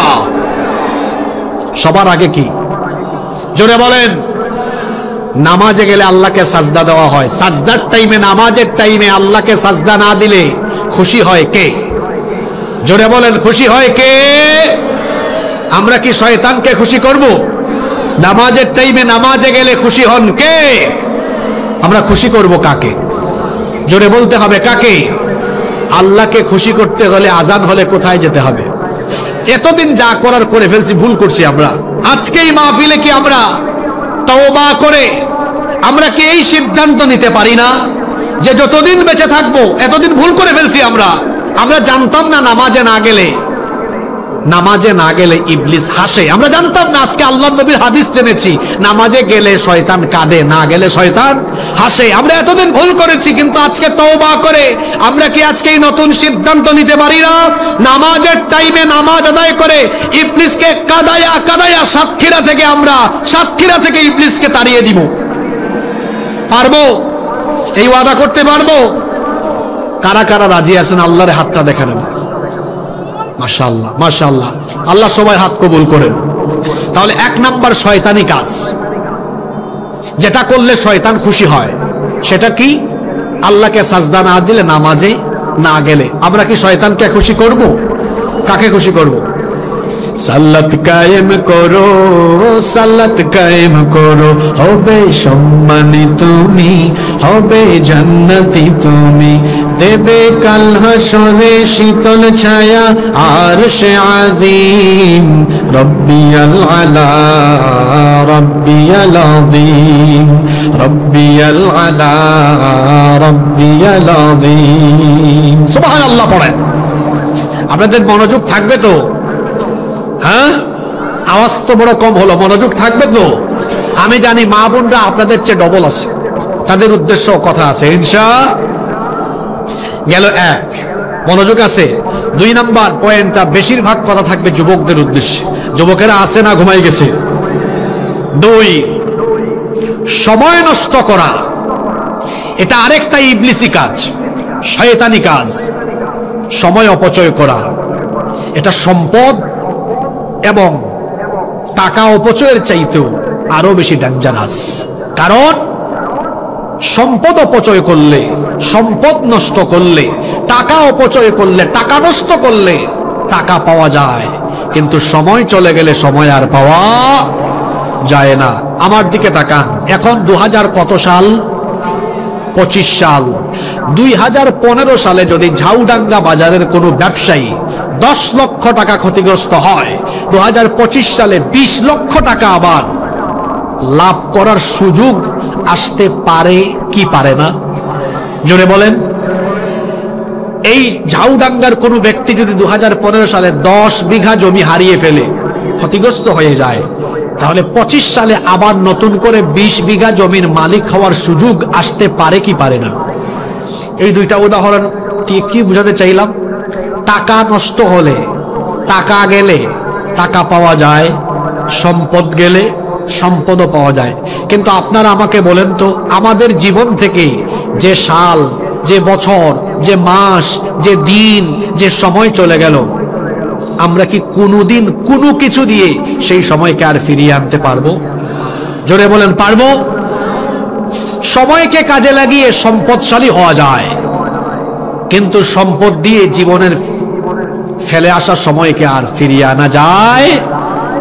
এজন্য মানুষের জীবনের সবচেয়ে গুরুত্বপূর্ণ নেয়ামত হলো সময়। এই সময়কে যারা নষ্ট করে তারা দুনিয়া আখিরাতে ক্ষতিগ্রস্ত হয়। আজকের যুবক তারা সবচেয়ে বেশি সময় নষ্ট করে, আর তারা সময় নষ্ট করার জন্য তাদের হাতে একটা যন্ত্র, একটা হাতিয়ার আছে, এটার নাম হলো, জোরে বলেন, যারা ছাত্র স্কুল কলেজে মাদ্রাসায় পড়ালেখা করো, ভদ্র ছেলের মতো সত্য কথা স্বীকার করো, কারণ সত্য কথা বলার জন্য সাহস লাগে। ছাত্ররা বলো তো, ডেইলি প্রতিদিন রেগুলার তোমরা কত ঘন্টা সময় মোবাইলের পিছনে ব্যয় করো? 5 ঘন্টা বলি, আরো বেশি হবে। আমি বলি, দেখেন তো আপনারা একমত হন কিনা, কমপক্ষে 10 থেকে 14 ঘন্টা। ঘুমানোর দোয়া কি? আল্লাহ, ঘুমানোর দোয়া বলে ঠিক, আসি বড় বিপদে। মাহফিলে এখন খালি ঠিক কিনা, ঠিক কিনা, ঠিক ঠিক, এগুলো বাদ দেন। মাহফিলে হুজুর যখন আল্লাহর বরত্বের কথা বলে, ঠিক না বলে বলবেন আল্লাহু আকবার। যখন ফজিলতের কথা শুনবেন বলবেন সুবহানাল্লাহ। ঠিক ঠিক বললে সওয়াব হয় না, আল্লাহু আকবার বললে সওয়াব হয়, সুবহানাল্লাহ বললেও সওয়াব হয়। সুবহানাল্লাহ। মাহফিল থেকে এখন রুহানিয়ত চলে যাচ্ছে কেন? আধ্যাত্মিকতা হারিয়ে যাচ্ছে। আলহামদুলিল্লাহ এখানে এই রুহানিয়তটা আছে, কোনো আওয়াজ নাই, চুপচাপ মানুষ শুনছে। বিশৃঙ্খলা যেন না হয়। বসবেন, বিশৃঙ্খলা হলে জিকির আরম্ভ করবেন, লা ইলাহা, বন্ধ হয়ে যাবে। আর ঠিক ঠিক নয়, ফজিলতের কথা শুনলে সমস্বরে বলে উঠবো সুবহানাল্লাহ। আল্লাহর বরত্বের কথা শুনলে সমস্বরে বলে উঠবো আল্লাহু আকবার। পারবো না ইনশাআল্লাহ? কোন জায়গায় ছিলাম? মোবাইল সময় নষ্ট করে কত 10 থেকে 14 ঘন্টা। ঘুমানোর দোয়া হলো আল্লাহুম্মা বিসমিকা আমুতু ওয়া আহইয়া। আর যুবকদের দোয়া কি? যুবকদের ঘুমানোর দোয়া হলো ফেসবুক, যুবকদের ঘুমানোর দোয়া হলো মোবাইলে সময় দিয়ে সে ওই মোবাইলে দেখতে দেখতে দেখতে দেখতে, মোবাইলে যেটা আসবে পড়তে পড়তে দেখতে দেখতে ঘুমাবে, এটা তার ঘুমানোর দোয়া। ঘুম থেকে উঠার দোয়া কি? আলহামদুলিল্লাহিল্লাযী আহইয়ানা বা'দামা আমাতানা ওয়া ইলাইহিন নুশুর। আর যুবকদের ঘুম থেকে ওঠার দোয়া হইল, ঘুম থেকে উঠেই বলে এই মোবাইলটা দে, দেখে নোটিফিকেশন কয়টা আসলো। ঠিক আছে কথা? 10 থেকে 14 ঘন্টা সময় যে যুবক ভাইয়েরা মোবাইলে বিনিয়োগ করেন, ছাত্র ভাইয়েরা, আমি আপনাদেরকে বলি এই 10-15 ঘন্টা সময় যদি মোবাইলে না দিয়ে যদি আমরা পড়ার টেবিলে দিতে পারতাম, পড়ালেখা গবেষণায় দিতে পারতাম, আমি তো বলি বাংলাদেশের ঘরে ঘরে বিখ্যাত বিখ্যাত শিক্ষাবিদ, গবেষক, মনীষী, মুফাসসির, মুহাদ্দিস, বড় বড় ইঞ্জিনিয়ার, গবেষক, পরমাণু বিজ্ঞানী প্রতিটা ঘর থেকে বের হতো। কিন্তু পড়ালেখায় মনোযোগ নাই, মোবাইল হাতে নিয়ে আছে, সারাদিন গেমস খেলায়। অনলাইন জুয়া এখন শুরু হয়েছে, যুবকেরা অনলাইন জুয়ায় আসক্ত হয়ে গিয়েছে। আইপিএল খেলা হয় ইন্ডিয়ায়, জুয়ার বাজি হয় সাতক্ষীরায়। বিপিএল খেলা হয় ঢাকায়, জুয়ার বাজি হয় ঝাউডাঙ্গায়। চাচারা বুঝবেন না, এখন যুবকেরা অনেকেই মোবাইলে অনলাইন জুয়ায় আসক্ত হয়ে গিয়েছে। মোবাইলের পিছনে এত সময় বিনিয়োগ করে রাত 3টা-4টা পর্যন্ত তারা মোবাইলে তাহাজ্জুদ পড়ে। এক একটা চেহারা দেখছেন, যুবক মানুষ, তার চেহারায় লাবণ্য, স্মার্টনেস থাকার কথা। চেহারার দিকে তাকালে দেখবেন তার গালের দুই পাশের এই মাংস এগুলা হাড্ডির চিপার ভিতরে ঢুকে গেছে। পুরা চেহারার মধ্যে বিচি, ব্রণ উঠে গিয়েছে, চোখের নিচে দাগ পড়ে গিয়েছে, হাটে জিমাইন্না মুরগির মতো, মনে হয় এই যেন পড়ে যাবে। তুমি এত এনার্জিলেস হলে কেমনে? তুমি এই 18, 20, 22, 25, 26 বছর বয়সে এনার্জেটিক থাকার কথা, এত ঝিমাও কেন? কারণ তুমি মোবাইলের অপব্যবহার করে অশ্লীলতা, জিনা, ব্যভিচারের সাগরে ডুব দিয়ে চিপায় চাপায় যৌবন নষ্ট করো। ঘুমের অভ্যাস ঠিক নাই, রাতে 1 ঘন্টা 1.5 ঘন্টা ঘুমায়, 2-3 ঘন্টা ঘুমায়, রাত 2টা, 3টা, 4টা বাজে মোবাইল দেখতে দেখতে। তারপরে সকালে ঘুম থেকে উঠে কখন? সেই সকাল 10টা, দুপুর 11টা, 12টায়।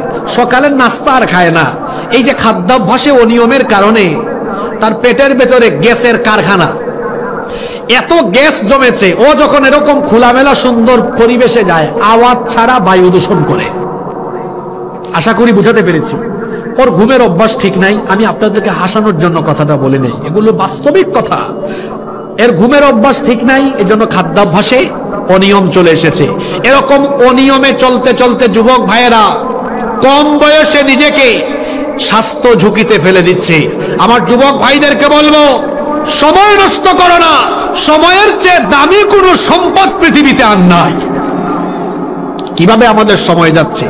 হেলায় খেলায়, রং ঢং, মোবাইলের তামাশায় সময় নষ্ট, আমাদের সময় নষ্ট হচ্ছে। কিয়ামতের দিন জাহান্নামীরা সর্বপ্রথম সময় নিয়ে আফসোস করবে। জোরে বলেন তো, কি নিয়ে আফসোস করবে?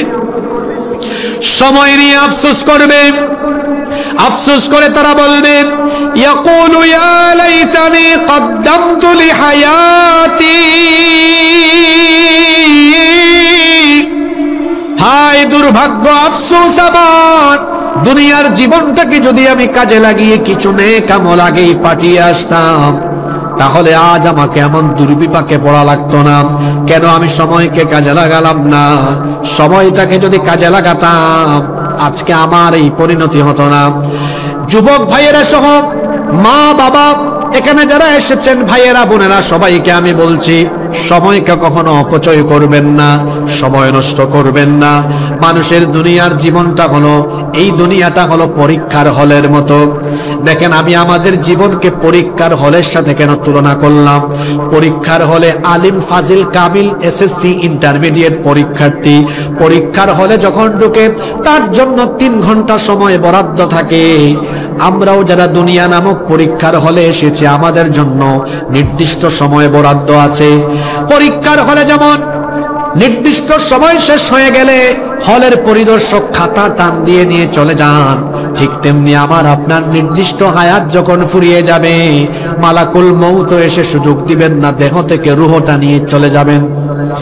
এসএসসি, এইচএসসি পরীক্ষার আগে কোন পরীক্ষার্থী যদি সময় কাজে লাগিয়ে পড়ালেখা না করে, পরীক্ষায় অংশগ্রহণ করে সে যদি ফেল করে, তারপরে যদি রেজাল্ট হাতে নিয়ে আফসোস করে, তখন তো আফসোস করে লাভ হবে না। ঠিক তেমনি ভাবে দুনিয়ায় হায়াত থাকার সময়, সময় থাকার সময় আমরা যদি সময়কে কাজে না লাগাই, এই সময়গুলো তো দেওয়া হয়েছে আল্লাহর ইবাদতের জন্য, সময়গুলো যদি কাজে না লাগাই তাহলে আমরা মরার পরে আফসোস করে তখন কোনো লাভ হবে না। এই যে আমাদেরকে সময় দেওয়া হলো, মানুষের জীবন হলো সময়ের সমষ্টি, এই সময়, এই হায়াত, এই জীবন কেন দেওয়া হলো? আল্লাহ তাআলা বলছেন, আল্লাযী খালাকাল মাউতা ওয়াল হায়াতা লিয়াবলুয়াকুম আইয়ুকুম আহসানু আমালা ওয়া হুয়াল আজিজুল গফুর। আল্লাহ তাআলা বলছেন তিনি জীবন মৃত্যুর মাঝখানে যে সময়টা দিয়েছেন, লিয়াবলুয়াকুম, পরীক্ষা করার জন্য। কোন বিষয়ে? আইয়ুকুম আহসানু আমালা, আল্লাহর শব্দ চয়নের নমুনা কতই না চমৎকার। আল্লাহ এখানে আকসারু শব্দ দিতে পারতেন, কিন্তু আকসারু শব্দ না দিয়ে দিয়েছেন আহসানু। আলেমরা এটা বুঝবেন, আল্লাহ দিয়েছেন আইয়ুকুম আহসানু আমালা, অর্থাৎ কে তোমাদের মধ্যে উত্তম আমল করতে পারে। আল্লাহ এখানে আকসারু আমালা দেন নাই যে বেশি আমল করতে পারে। আল্লাহ বেশি আমল চান না, আল্লাহ উত্তম আমল চান। আমি বলেছিলাম আমাদের জীবনটা পরীক্ষার হলের মতো। এই যে দেখেন পরীক্ষার হলের মতো, আমি কেন বলেছি? এমনি এমনি বলে নাই। এখানে আমি জানি অনেক শিক্ষক আছেন, ছাত্র আছেন, সাবেক ছাত্র আছেন, সবাই একটু কথা বলবেন দেখি। পরীক্ষার হলে কেউ যদি বেশি লিখে, বেশি লেখায় তো বেশি নাম্বার পাওয়া যায় না, বরং যারা সুন্দর করে গুছিয়ে প্রশ্ন অনুযায়ী উত্তর কম কথায় লিখতে পারে তারাই তো বেশি নাম্বার পায়। ঠিক আছে না? আমি যখন ইউনিভার্সিটিতে পড়ি, 3rd সেমিস্টারে, আমাদের এক স্যার, তিনি এখন কানাডায় আছেন, তো স্যারের বাসায় গেলাম সন্ধ্যার পরে। এক পরীক্ষার্থী ফাইনাল পরীক্ষায় 51 পৃষ্ঠা লিখেছে। কত পৃষ্ঠা? স্যার তাকে 1 নাম্বার দিয়েছে। স্যারকে বললাম, স্যার এত লেখার পরে 1 নাম্বার পাইছে কেমনে? স্যার বলেন, প্রশ্ন একটা লিখছে আর একটা বেশি লিখেছে। তো বললাম, প্রশ্ন আছে একটা, উত্তর দিয়েছে আরেকটা, তো ডবল 0 দিতেন, 1 দিয়েছেন কেন? একটু দয়া করে দিয়েছি আর কি, এত পৃষ্ঠা লিখেছে। আরেকজন 16 পৃষ্ঠা লিখেছে। কত পৃষ্ঠা? মাত্র 16 পৃষ্ঠা, A+ পেয়েছে। তো 16 পৃষ্ঠা কোয়ালিটিফুল ছিল, লেখার ধরনটা ঠিক আছে, প্রশ্নে যা উত্তরও তা। আমার আপনার জীবনে আল্লাহ বেশি আমল চান না, আল্লাহ উত্তম আমল চান। যে সময়টা পেয়েছি, এই সময়টাকে যদি আমরা রুটিন মাফিক কাজে লাগাই, আপনি সারা রাত নামাজ পড়বো, সারা রাত নামাজ পড়বো, সারা দিনের কিছু সময় ঘুমাবো, কিছু সময় এটা সেটা করবো না। মুমিনের একটা ব্যালেন্স লাইফ থাকবে, ভারসাম্যপূর্ণ জীবন থাকবে। সময়গুলোকে পরিকল্পনা ভিত্তিক সাজাবে, কাজে লাগাবে।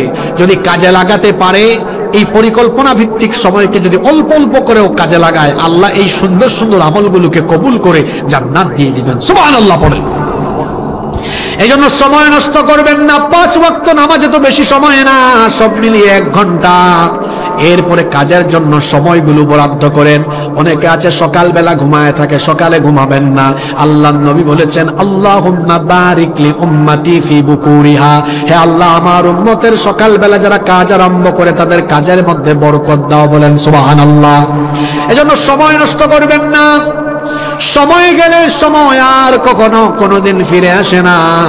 আজকে আমরা সময় নষ্ট করছি, সময়গুলো যেন নষ্ট না হয়, কারণ সময় চলে গেলে সেই সময় আর কোনোদিন ফিরে আসে না।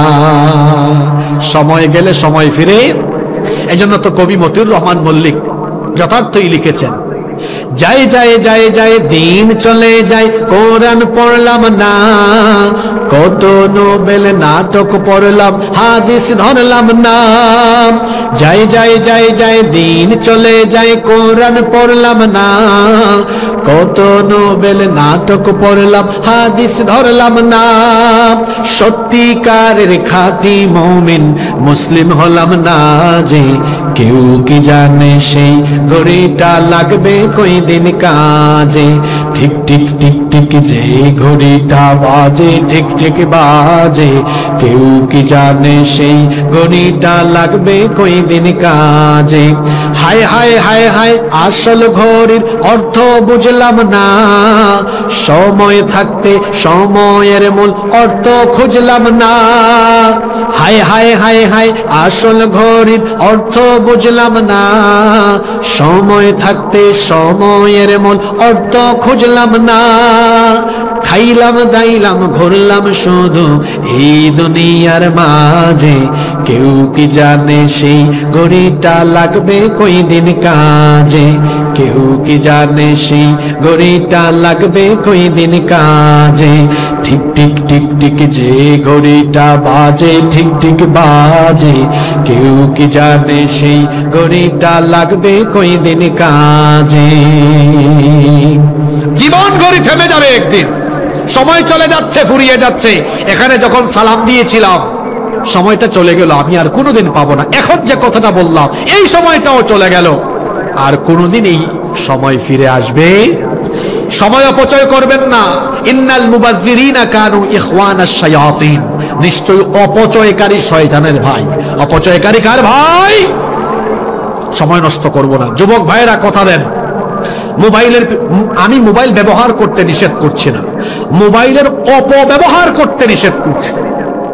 একদিন মোবাইল চার্জ দিলে যেন 3 দিন যায়, তাহলে বুঝবেন আপনি কন্ট্রোলের ভেতরে আছেন। আর দিনে যদি 2 বার দেওয়া লাগে, পাওয়ার ব্যাংক সাথে লাগে, বুঝবেন আপনার লাইফ নিয়ন্ত্রণে, এটা শয়তানের নিয়ন্ত্রণে চলে গিয়েছে। এত বেশি মোবাইল চালাতে হবে কেন? ফেসবুকে ইন্টারনেটে এত বেশি পড়ে থাকতে হবে কেন? নিজের জীবনকে ব্যালেন্স করে সাজাও। আজকে যুবকদের জীবনটা ভারসাম্যহীন হয়ে যাচ্ছে। এত বেশি মোবাইলে পড়ে থাকো না, এই সময় কাজে লাগাও। ইহুদিরা পৃথিবী নিয়ন্ত্রণ করে, পৃথিবীর মোট জনসংখ্যার 100 ভাগের 1 ভাগও তারা নয়। চিন্তা করছেন কথাটা? বুঝতে পারছেন? 100 ভাগের 1 ভাগও তারা না, কিন্তু পৃথিবীর নিয়ন্ত্রণ কার হাতে? তাদের হাতে। কেন? তারা জ্ঞান, গবেষণা, আবিষ্কারে সবার থেকে এগিয়ে। যুবক, তোমার হাতে মোবাইল ইহুদিরা বানায়া, সব সফটওয়্যার সবকিছু তোমার হাতে দিয়ে তারা আরো এগিয়ে যাচ্ছে। কিভাবে পৃথিবীকে তারা দখল করবে, পৃথিবীকে তারা কিভাবে নেতৃত্ব দিবে, এগিয়ে যাচ্ছে। আর তুমি এখানে পড়ে আসো, তোমাকে রং ঢঙে তারা ডুবিয়ে রেখেছে। যুবক ভাইদেরকে বলবো, এখান থেকে কামব্যাক করো। পৃথিবীর সফল সফল ব্যক্তিরা সময় কাজে লাগান। আমি যুবকদেরকে বলবো, বাংলাদেশের শীর্ষস্থানীয়, শীর্ষ পর্যায়ের 10 জন সফল ব্যবসায়ীর সাথে গিয়ে সাক্ষাৎ করো। শুধু ব্যবসায়ী নয়, অন্যান্য সেক্টরে যারা সফল, সাক্ষাৎ করো। গিয়ে দেখো বেশিরভাগের হাতে স্মার্টফোনও নাই, বাটন ফোন। স্মার্টফোন থাকলেও ওদের কোনো ফেসবুক আইডি নাই, ওরা এত চালানোর সময় পায় না। মাঝে মাঝে আমাদের সাথে অনেক শিল্পপতির দেখা হয়, পরিচয় করায় দেয়, উনি হচ্ছেন হাসিবুর রহমান, উনি অমুক হুজুর তমুক হুজুর। তো আমরা রাস্তাঘাটে বের হলে মানুষ আমাদেরকে চিনে, চিনবেই তো, অত মোবাইল নিয়ে পড়ে থাকে। তো অনেক ব্যবসায়ীদের সাথে পরিচয় করায় দিলে বলে, আচ্ছা তাই, আমি তো হুজুরকে আগে কোনোদিন দেখি নাই, তো শুনলে কেমন লাগে বলেন তো? চিনে না। ও চিনবে কেমনে? ওনার তো ফেসবুক আইডি নাই, মোবাইল চালানোর সময় নাই, ইউটিউবে ঢোকার সময় নাই। উনি 24 ঘন্টার মধ্যে কয়েক ঘন্টা ঘুমায়, বাকি সময় শুধু ব্যবসা নিয়ে চিন্তা আর চিন্তা, চিন্তা আর চিন্তা। কি বুঝাতে চাইলাম? পৃথিবীর সফল মানুষরা মোবাইলের পিছনে সময় নষ্ট করার সময়টাও তাদের নাই। আমি আমার যুবক ভাইদেরকে বলবো, মোবাইলের পিছনে পড়ে না থেকে এই সময়টাকে সেভ করো। পৃথিবীর বিখ্যাত ব্যক্তিতে তুমি পরিণত হবে ইনশাআল্লাহ। সময় অপচয় করবেন না। নাম্বার 3, কষ্ট হচ্ছে আপনাদের? আমি কি চালাবো না মোনাজাত দিয়ে দিব? আমরা সবাই আর কিছু সময় বসতে পারবো তো ইনশাআল্লাহ? নাম্বার 3, মা বোনরা অনেকক্ষণ ধরে বসে আছেন, হুজুর আমাদের জন্য স্পেশাল কিছু বলে না। আছে আপনাদের জন্য কথা। 3 নাম্বার, বেপরদায় নিমজ্জিত থাকা। এটা হলো শয়তানি কাজ।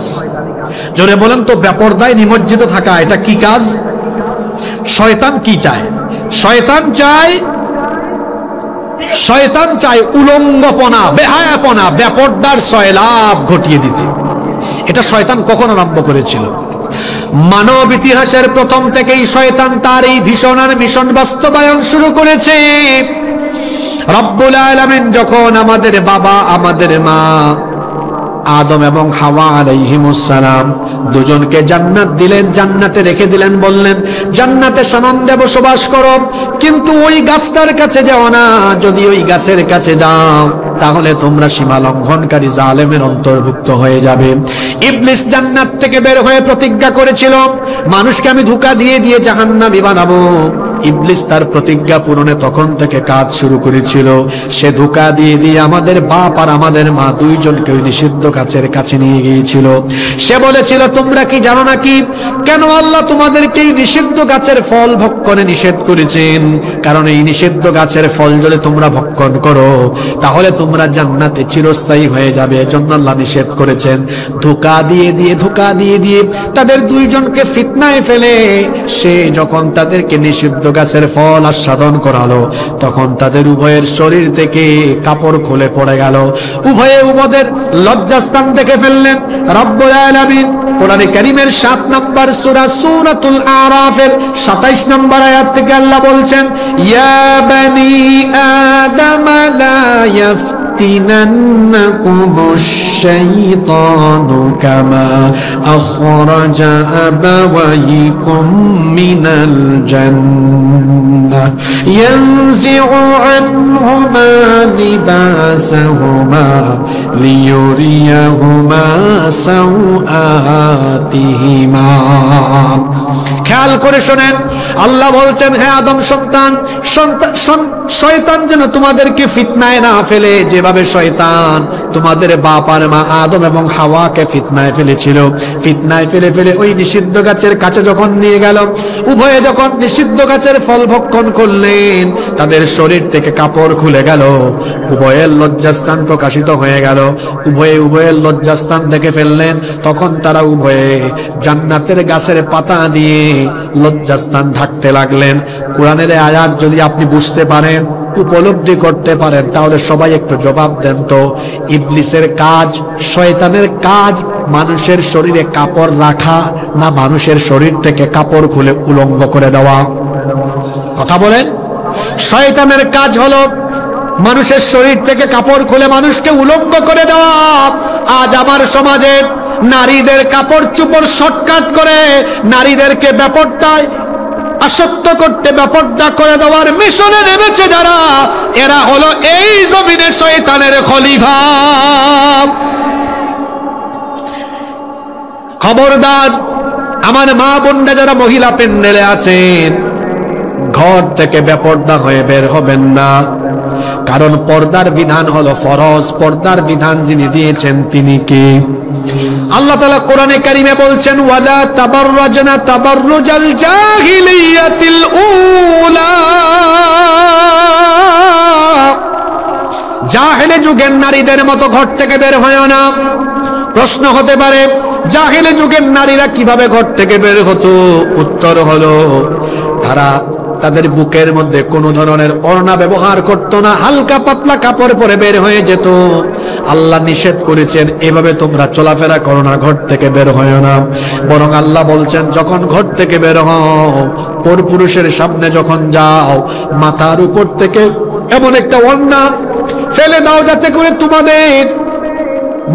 তোমাদের মুখমণ্ডল সহ বক্ষদেশ পর্যন্ত আবৃত হয়ে যায়। এজন্য আমার বোনদেরকে বলবো বুরখা পরে, হিজাব নিকাব পরিধান করে তারপরে ঘর থেকে বের হবেন।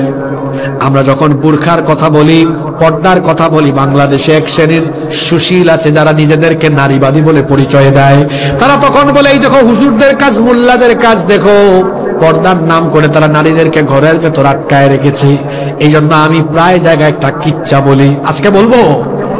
হ্যাঁ, নারীবাদীরা যারা নারী স্বাধীনতার নামে নারীদেরকে বেপরদা বানানোর জন্য কাজ করে, এদের উদাহরণ হলো ওই শিয়াল মামার মতো। একবার এক শিয়াল মুরগির খামারের পাশ দিয়ে যাচ্ছে।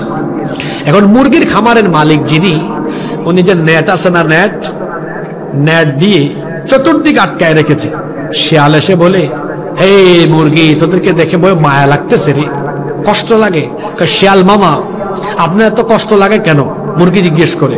শিয়াল বলে, কষ্ট লাগবে না, আমার দিকে তাকায় দেখ, আমার কোনো নেট নাই, আমি কোনো চার দেয়ালে বন্দী নাই, আমি স্বাধীনভাবে ঘুরে বেড়াই।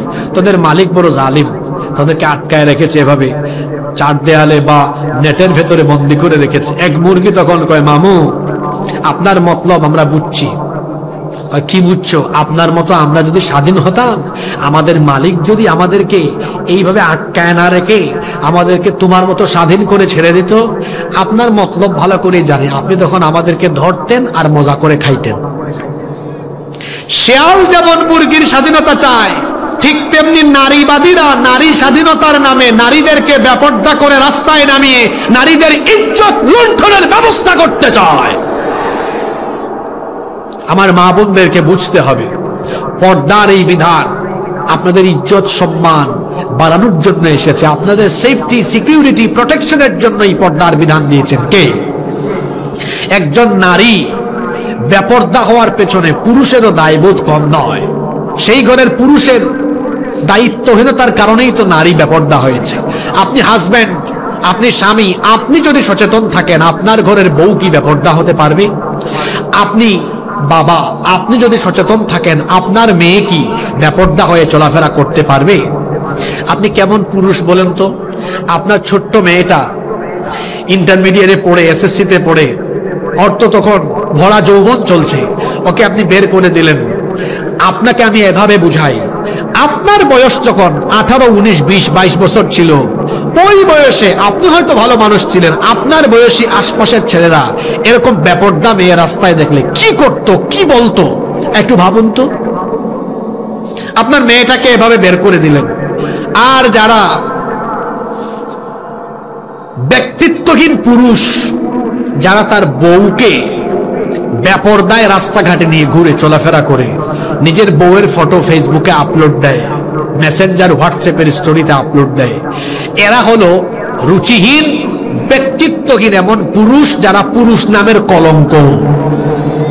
তোমার বউয়ের নাক কেমন, ঠোঁট কেমন, গাল কেমন, তার চেহারা সুরত কেমন, পাবলিক দেখে মজা নেয়, তারপর বলে দেখছ দুস্থ, দেখতে কি সুন্দর। আপনার কানে এগুলো আসে, আপনার খারাপও লাগে না, আপনি তো রুচিহীন ব্যক্তিত্বহীন এক পুরুষ। আপনার পুরুষত্ব আছে কিনা দেখা দরকার। বিয়ে করলেন আপনি, মোহরানা দিলেন আপনি, আর মজা নেয় মানুষ। আপনার খারাপও লাগে না, আপনার বউকে আপনি দেখেন। ইসলাম কত সুন্দর। বিবাহের আগে পরনারীর দিকে আপনি ইচ্ছে করে তাকালে গুনাহ হবে, তার সাথে আপনি যদি অপ্রয়োজনে কথা বলেন গুনাহ হবে। কিন্তু যখন একটা মেয়েকে বিয়ে করে ফেলবেন, তখন আপনি তার দিকে তাকালেও সওয়াব হয়, তার সাথে কথা বললেও সওয়াব হয়, তার কাছে গেলেও তখন আমলনামায় সওয়াব হয়। আপনার বউকে নিয়ে আপনি পড়ে থাকেন, অসুবিধা কি? অনেকে আছে তার বউয়ের ফটো ফেসবুকে আপলোড দেয়। এইরকম কুতুব সাতক্ষীরায় নাই তো? নতুন ফিতনা আরম্ভ হয়েছে। আগে ছিল ট্রাভেল ব্লগ, ফুড ব্লগ, যুবকেরা বলেন এখন কি ব্লগের ফিতনা, কাপল ব্লগ। কে আসে না, হাজবেন্ড ওয়াইফ কেমনে খাওয়া দাওয়া করে, কেমনে ঘোরাঘুরি করে, তারপর তার বউ কি রান্না করে এটা ভিডিও করে ঘরের ভিতর সব মানুষকে দেখায়। দুইজন মিলে কোথায় যায় সব ভিডিও করে, ফেসবুকে ইউটিউবে এগুলো আপলোড করে, লাইক আর কমেন্ট ভিক্ষা করে, একটু পরিচিতি চায়। আবার কেউ আছে চ্যানেল, ফেসবুক পেজ মনিটাইজ করে ডলার কামানোর ধান্দা এগুলো করে। যারা লাইক কমেন্টের ভিক্ষায়, পরিচিতি পাওয়ার ধান্দায়, কিছু ডলার কামানোর আশায় নিজের বউকে এভাবে সোশ্যাল মিডিয়া বা ইন্টারনেটে ছেড়ে দিয়ে মানুষের ভোগের পণ্য বানিয়েছে, এরা হলো বেহায়া বেশরম পুরুষ নামের কলঙ্ক, মানুষ রূপী শয়তান। আর কোনো ব্যক্তিত্ব নাই, ও শয়তানের খলিফা।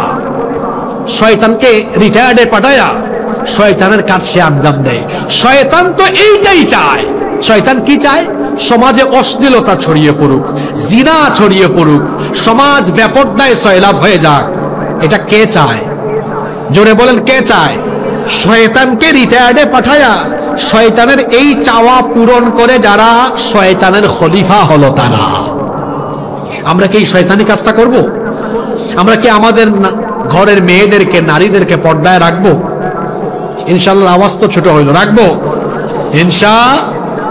আপনাদের কষ্ট হচ্ছে মনে হয়। আর দুইটা পয়েন্ট আছে, তবে এগুলা সেনসিটিভ, বলবো না দোয়া করে ফেলবো? বেশি সেনসিটিভ, বলবো? কুলাইতে পারবেন তো? নাম্বার 4, 4 নাম্বার শয়তানি কাজ হলো, সেটা কি? আল্লাহর জমিনে আল্লাহর কোরআনের আইন প্রতিষ্ঠার আন্দোলন সংগ্রামে সম্পৃক্ত না হয়ে তার ঠিক বিপরীত কোরআনকে বাদ দিয়ে মানুষের তৈরি করা, তথাকথিত নেতা নেত্রীর আদর্শ বাস্তবায়নের কাজ করা, এটা আরেকটা শয়তানি কাজ। আপনি কি বুঝে ঠিক বললেন? আগে কোরআনের আয়াত শুনেন, তারপরে বলিয়েন। আল্লাহ তাআলা বলছেন, আল্লাযীনা আমানু ইউকাতিলুনা ফি সাবিলিল্লাহ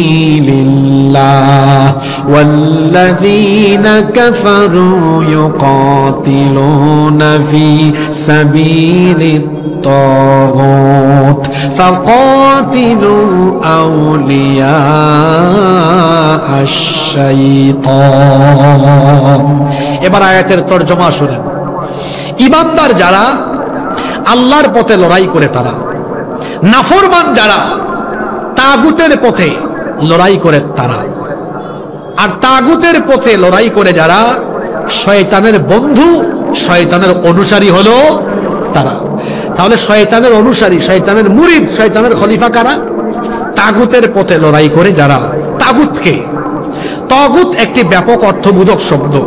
একেবারে সংক্ষেপে তার পরিচয় হলো আল্লাহর আইন প্রতিষ্ঠার বিরুদ্ধে অবস্থান নেয় যারা, তাগুত হলো।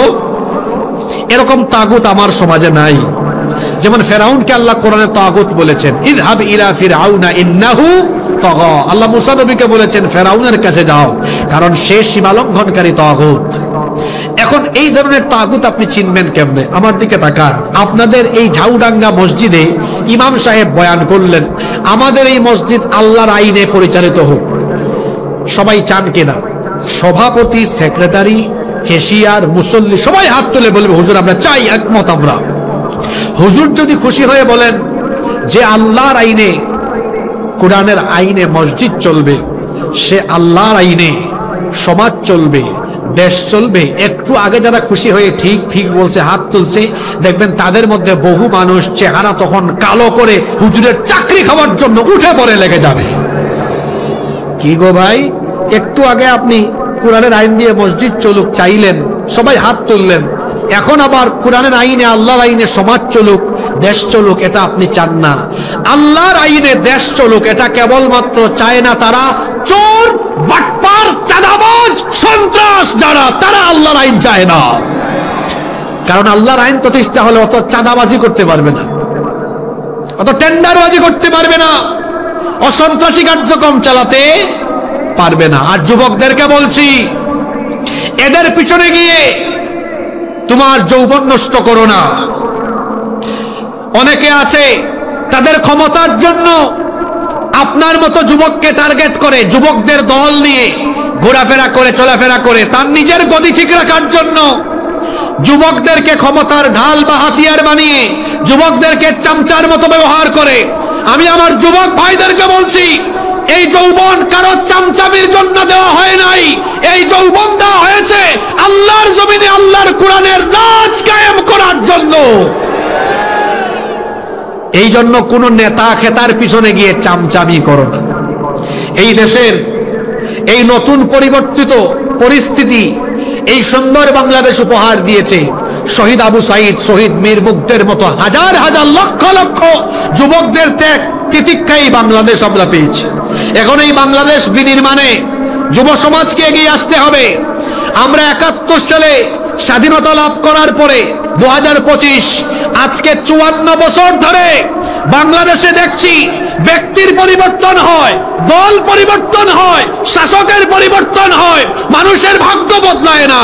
মানুষের ভাগ্য এই সকল চুরি, ডাকাতি, লুটপাট করে ভাগ্য বদলাবে না। মানুষের ভাগ্য বদলাতে হলে কোরআনের শাসনের দরকার। এই জন্য সবাইকে আবারও আরেকটি বিপ্লবের জন্য প্রস্তুতি নিতে হবে। সেই বিপ্লব হবে কোরআনের বিপ্লব ইনশাআল্লাহ। আগামীকাল সকালে সূর্য উঠবে, এটা যেমন সত্য, এই বাংলাদেশে খুব শীঘ্রই কোরআনের বিজয়, কোরআনের রাজ কায়েম হবে, সেটাও সত্য ইনশাআল্লাহ। যারা জ্বালাপুরায় আছে কোরআনের ভাষায় তাদের জবাব হলো মুতু বিগাইদিকুম, মুতু বিগাইদিকুম। তোমাদের জ্বালাপুরা নিয়ে তোমরা মরে যাও, আমাদের কিছু করার। দেখেন না, আমার দিকে তাকান, এখন জরুরি কিছু কথা বলবো, মনোযোগ আছে? জরুরি কথা বলা লাগে, একটু জিমানে জিমানে ছাড়ায় নেই।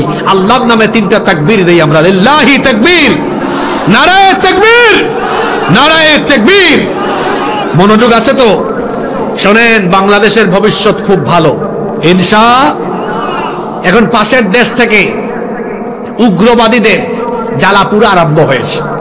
দেখেন নাই আপনারা, 5 আগস্টের পর থেকে এখন পর্যন্ত এই বাংলাদেশকে অস্থিতিশীল করার জন্য, বাংলাদেশে বিশৃঙ্খলা পরিস্থিতি সৃষ্টি করার জন্য তারা উঠে পড়ে লেগেছে। ভারতীয় আধিপত্যবাদ বাংলাদেশে প্রতিষ্ঠা করার জন্য, পুনরায় প্রতিষ্ঠা করার জন্য তারা বহু রকমের চেষ্টা করছে। আমরা সতর্ক করছি, এই দেশে আর কোনোদিন ভারতীয় আধিপত্যবাদ কায়েম করতে দেওয়া হবে না, হবে না, হবে না। আপনারা জানেন 5ই আগস্টের পর থেকে আমাদের পাশের দেশের মিডিয়ায় আমাদের বাংলাদেশের বিরুদ্ধে এক নাগারে মিথ্যাচার, এক নাগারে আমাদের বিরুদ্ধে বিষেধাগার ছড়ানো হয়েছে। কি বলা হচ্ছে? বলা হচ্ছে বাংলাদেশে নাকি জঙ্গিবাদ কায়েম হয়ে গিয়েছে, এখানে হিন্দু এবং সংখ্যালঘু অমুসলিম যারা আছে তাদের ঘর বাড়ি জ্বালায়া পুরায় নাকি শেষ করে দেওয়া হচ্ছে। কথাটা সত্য না মিথ্যা? জোরে বলেন। বরং বাস্তব চিত্র হলো বাংলাদেশে অমুসলিমরা জামায়াতরে আছে, থাকবেও ইনশাআল্লাহ। আমরা বলি কি, মায়ের চেয়ে মাসির দরদ। ওরা বলে বাংলাদেশে জঙ্গিবাদের উত্থান হয়েছে। আমি বলি কি, নিজের চরকায় তেল দাও। আমাদেরকে জঙ্গি বলার আগে আয়নায় বারবার নিজেদের চেহারা তোমরা দেখো। কারণ এই গুজরাটের কসাই, আরএসএস এর গুন্ডা, গুজরাটের কসাই নরেন্দ্র মোদী তার কর্তৃত্ববাদী, তার উগ্রবাদী লোকদেরকে দিয়ে তারা হায়দ্রাবাদে, সিকিমে, গুজরাটে, তারপরে কাশ্মীরে যে বর্বরতা চালিয়েছে, তাতে তারা পৃথিবীর কুখ্যাত জঙ্গির পরিচয় দিয়েছে। আমাদেরকে সন্ত্রাসী বলার আগে আয়নায় নিজের চেহারা বারবার দেখো। আমরা এই বাংলাদেশে কোনো অমুসলিমদের উপাসনালয় দখল কোনোদিন করি নাই, করবো না। ইসলাম আমাদেরকে এই শিক্ষা দেয়? এই শিক্ষা দেয় না। কিন্তু আমাদেরকে যে জঙ্গি বলো, সন্ত্রাসী বলো, আয়নায় কি নিজেদের চেহারা দেখেছো? তোমরা তো সেই অসভ্য, সেই জঙ্গি, সেই উগ্রবাদী। তোমরা আমাদের শত শত বছরের ঐতিহ্য, আমাদের বাবরি মসজিদ দখল করে রাম মন্দির বানিয়ে পৃথিবীর 200 কোটি মুসলমানদের কলিজায় আগুন ধরাইয়া দিয়েছো। বাংলাদেশে কি আমরা কোনো মন্দির দখল করেছি? না কোনোদিন করব। আমাদের দিন কি আমাদেরকে এটা শেখায়? বরং আল্লাহ আমাদেরকে শিখিয়েছেন অমুসলিমদের সাথে ভালো আচরণ করো, তাদের উপরে ন্যায় বিচার করো, জুলুম করো না। এমনকি কোরআনে আল্লাহ বলেছেন অমুসলিমদের উপাস্যকে গালি দিও না। তুমি যদি তাদের দেবতাকে, উপাস্যকে গালি দাও, তারাও তো তোমার আল্লাহকে গালি দিতে পারে। সুবহানাল্লাহ, এত শান্তির কথা কোরআনে আছে। আল্লাহ আরো বলেছেন, নবী মুহাম্মদুর রাসূলুল্লাহ সাল্লাল্লাহু আলাইহি ওয়াসাল্লাম বলেছেন, কখনো কোনো অমুসলিমদের উপাসনালয়ে হামলা চালায়ও না। আমরা তো সেই শিক্ষায়, সেই দীক্ষায় দীক্ষিত মুসলমান। এজন্য তো আমার পূর্বপুরুষরা 750 বছর ভারতকে শাসন করেছেন। এই ভারতীয় উপমহাদেশে কোনোদিনও তারা অন্য ধর্মের, অন্য মতের মানুষদের উপরে জুলুম নির্যাতন চালায় নাই। আজকে 1947 থেকে এই 2025 কত বছর হয়? এই 72, 73, 74 বছর ধরে তারা ভারতবর্ষ শাসন করে। তারা কর্তৃত্ববাদের ফলে, কর্তৃত্ববাদ কায়েম করে সেই দেশে সংখ্যালঘু যারা মুসলমান তাদের উপর জুলুম নির্যাতনের স্টিম রোলার চালিয়েছে। আমার দেশে তারা তাদের একচ্ছত্র আধিপত্যবাদ কায়েম করেছিল। এখন যখন ছাত্র জনতা ঐক্যবদ্ধ হয়ে বাংলাদেশকে তাদের আধিপত্য থেকে মুক্ত করেছে, তাদের আধিপত্যবাদ থেকে মুক্ত করার পরে তাদের মাথা এখন খারাপ হয়ে গিয়েছে। তাদের মিডিয়ায় মিথ্যাচার ছড়াতে ছড়াতে এখন একেবারে হুমকি দেওয়া হয়, বলে বাংলাদেশে কিছু অঞ্চল তারা দখল করে নিবে। আপনারা ঘুমাই গেছেন না আছেন? আমি যে কথাগুলো বলতেছি বানায়া বলতেছি না সত্য বলতেছি? ওই যে রিপাবলিক বাংলা একটা চ্যানেল আছে, ওখানে এক প্রেজেন্টার আছে, তার নাম ময়ূখ রঞ্জন। ব্যাং যেমন লাফায় ও তেমন লাফায়। বাংলাদেশের মানচিত্র ডিসপ্লেতে এনে বলবে, এই যে চট্টগ্রাম, রংপুর, সিলেট আমরা দখল করে ফেলবো। ময়ূখ রঞ্জন, চট্টগ্রাম, সিলেট আর রংপুর তোর বাপ দাদার নাকি? বাংলাদেশের মানচিত্রের উপরে যারা চক্ষু দিবে সেই কালো চক্ষু আমরা উপড়ে ফেলবো। এই দেশের দিকে যারা কালো হাত বাড়াবে, এই দেশের 20 কোটি জনগণ সেই কালো হাতকে ভেঙে চুরে টুকরা টুকরা করে দিবে। সিলেট নিয়ে কথা বলেছে। আমার বাড়ি তো সিলেটে, আপনারা জানেন না? তো সিলেটিদেরকে যারা চিনেন তো ভালো কথা, না চিনলে নতুন করে চিনায় দিয়ে যাই। আমরা হযরত শাহজালাল রহমতুল্লাহ আলাইহির রুহানি সন্তান। তিনি 360 জন আউলিয়া নিয়ে সুরমা নদীর উপর দিয়ে সিলেটে ঢুকেছেন। আল্লাহর ওলি সিলেটে ঢুকার সময় সুরমা নদীর নৌকা টুকা কিছুই নাই, যায় নামাজ বিছায়া। আল্লাহর ওলির কারামত দেখেন, যায় নামাজ বিছায়া সুরমা নদী পাড়ে দিয়ে সিলেটে ঢুকেছেন। আল্লাহু আকবার। তারপরে গৌর গোবিন্দকে সিলেট থেকে উৎখাত করে দিয়েছেন। গৌর গোবিন্দের উত্তরসূরিরা যদি সিলেটের দিকে হাত বাড়ায়, শাহজালালের উত্তরসূরিরা সেই কালো হাত ভেঙে চুরে টুকরা টুকরা করে দিবে। সাতক্ষীরার মানুষ গিয়ে সহযোগিতা করবে। তা আমাদের সিলেটে মানুষ আঞ্চলিক ভাষায় বড় মজা করেও বলছে, শান্তিপ্রিয় মানুষ বলতেছে, আও বা ইয়া হামাও, হামানের বাদে বুঝবাই বাদাম দিব। বুঝছেন আপনারা? আও মানে আসো, আইয়া হামাও মানে এসে ঢুকো, বাদে দইয়া বাদাম দেব। বাদাম মানে বুঝছেন তো আপনারা? হ্যাঁ, মাইর হবে। আমি সতর্ক করছি, আপনাদেরকেও বলে যাচ্ছি, আমরা মুসলমান, আমরা যুদ্ধপ্রিয় নই, আমরা শান্তিপ্রিয়।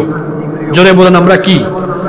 আমরা শান্তিপ্রিয় বলেই তো 5ই আগস্ট থেকে জানুয়ারির আজকে 7 তারিখ পর্যন্ত এত উস্কানি দেওয়া হয়। আমরা উস্কানির পা না দিয়ে আমরা সবাই শান্তিপ্রিয় আছি, এখনো আছি না? আমরা শান্তিপ্রিয় আছি, এটাকে আমাদের দুর্বলতা ভাববেন না। মুসলমানদের স্বভাব হলো আমরা ডিফেন্সিভ, আমরা আক্রমণাত্মক নই, আমরা কাউকে আগে আক্রমণ করি না। তবে আমাদের স্বভাব হলো আমাদেরকে কেউ আঘাত করলে, আমরা আক্রান্ত হলে কাউকে ছেড়েও দেই না। তারা আমাদেরকে হুমকি দেয়, আমাদের ভূমি তারা দখল করবে, এত সহজ।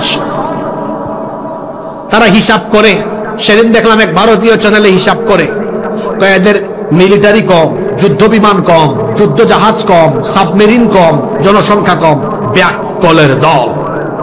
আমাদের যদি কিচ্ছুও না থাকে, আমাদের ঈমান আছে, তোদের ঈমান নাই। এই ঈমানি অস্ত্রের সামনে আমাদেরকে মোকাবেলা করার মতো কোনো শক্তি পৃথিবীতে এখনো হয় নাই। মুসলমান তো কোনোদিন সংখ্যা দিয়ে বিজয়ী হয় নাই, আমরা যুগে যুগে বিজয়ী হয়েছি ঈমানের কোয়ালিটি দিয়ে। বদরে আমাদের সংখ্যা কম ছিল, কাফিরের সংখ্যা বেশি ছিল, আমাদেরকে সাহায্য করেছেন কে? ওরা হিসাব নিকাশ কিছুই বুঝে না, কিছুই বুঝে না। সূরা আনফাল, কোন সূরা? জোরে বলেন। আয়াত নাম্বার 65। আয়াত নাম্বার কত? আল্লাহ আয়াতে বলছেন, ইয়াকুম মিনকুম 20 সাবিরুনা ইয়াগলিবু মিআতাইন। শুনতেছেন আপনারা? ওই ব্যাককলরা যারা নিউজ রুমে বসে হিসাব করে, ওদেরকে হিসাবটা দেই আমি। ওরা যদি আমার এই হিসাব শুনে রাখি ইন্টারনেটে তো ভালো। দেখ ব্যাককলের দল, হিসাব আমাদের কোরআনে আল্লাহ দিয়েছেন। হিসাবটা কে দিয়েছেন? সূরার নাম সূরা আনফাল। ওদের কাছেও কোরআন শরীফ আছে, ওরা যেন মিলায় নেয় আর কি। সূরার নাম সূরা আনফাল, এটা 8 নম্বর সূরা। কয় নম্বর সূরা? আয়াত নাম্বার কত? এখানে আল্লাহ কি বলছেন? ইয়াকুম মিনকুম 20 সাবিরুনা ইয়াগলিবু মিআতাইন। যদি ইমানের উপরে দৃঢ় থাকা ইমানদারের সংখ্যা হয় 20 জন, এই 20 জন 200 জনকে পরাজিত করে দিবে। সুবহানাল্লাহ কইতে ইচ্ছে করে না? হিসাবটা মনে রাখবেন, আয়াত এখনো শেষ হয় নাই। ওয়া ইয়াকুম মিনকুম মিআতুন ইয়াগলিবু আলফাম মিনাল্লাযীনা কাফারু। ইমানের উপরে টিকে থাকা মুমিনের সংখ্যা যদি হয় 1,000 কাফেরকে তারা পরাজিত করে দিবে। হিসাব মনে রাখছেন কিনা দেখি? 20 জনে জুড়ে বলেন 100তে ভাগ করেন তো। 1000 ভাগ 100 কত হয়? 10। 1000 ভাগ 100 কত হয়? আর 200 ভাগ 20 কত হয়? 10। কত হয়? ভাগফল কত? তার মানে যুদ্ধের সময় একজন মুমিন সংখ্যায় একজন হলেও কোয়ালিটিতে 10 গুণ শক্তি তাকে 10 জন কাফিরকে হারায় দেয়। সুবহানাল্লাহ।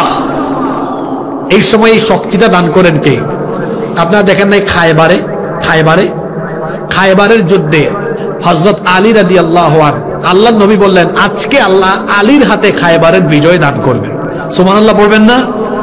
হযরত আলী রাদিয়াল্লাহু আনহু সেই দিন এক হাতে তলোয়ার, আরেক হাতে খায়বারের একটা লোহার কপাট, বিরাট এক কপাট বুঝেন তো, দরজা আর কি, দরজা, এক হাতে দরজা এটা আলগায়া একদম কাফিরদেরকে সাইজের উপর সাইজ করেছেন।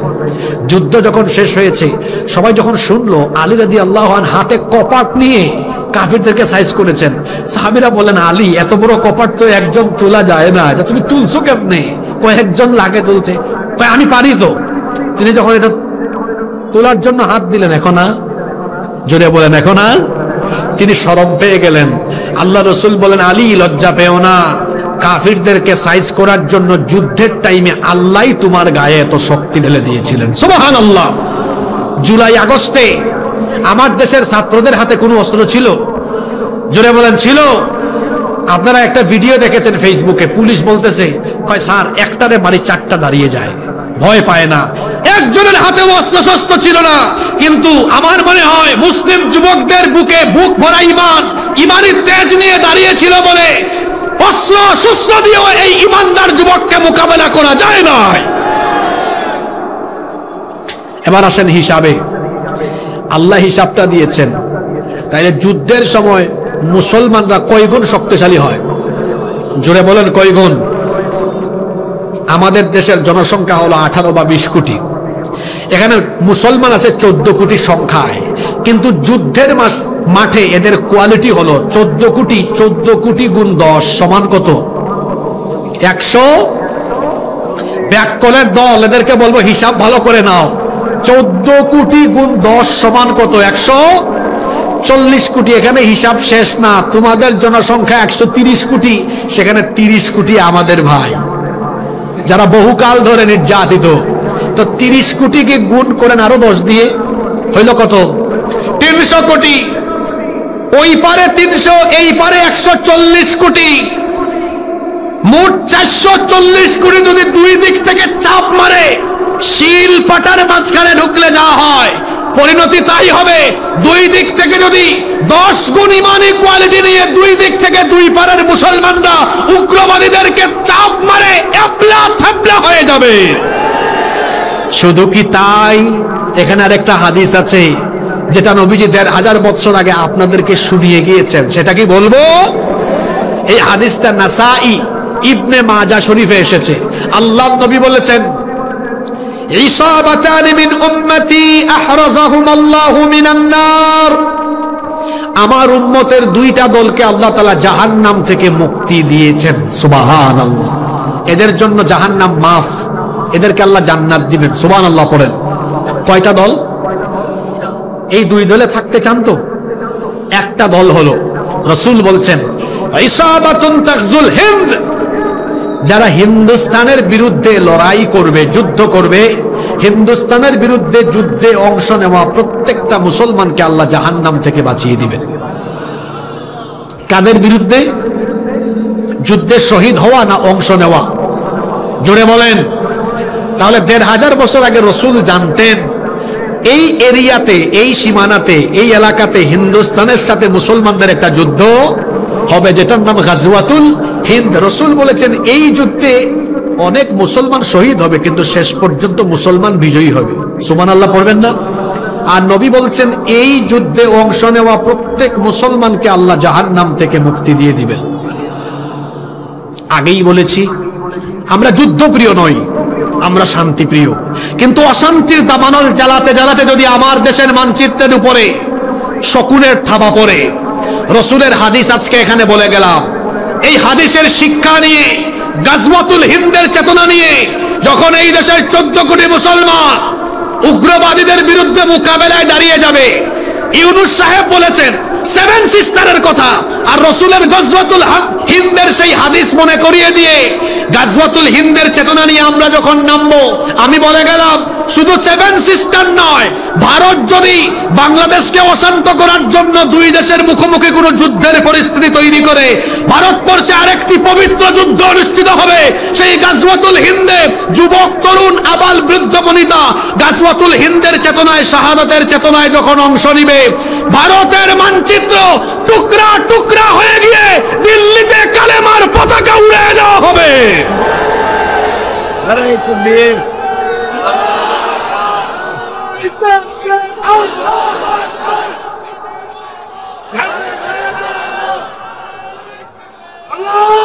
যাদের ইমানের ব্যাটারি ফিউজ হয়ে গিয়েছিল, ব্যাটারির চার্জ চলে গিয়েছিল, এখন কি চার্জ লুট হয়েছে?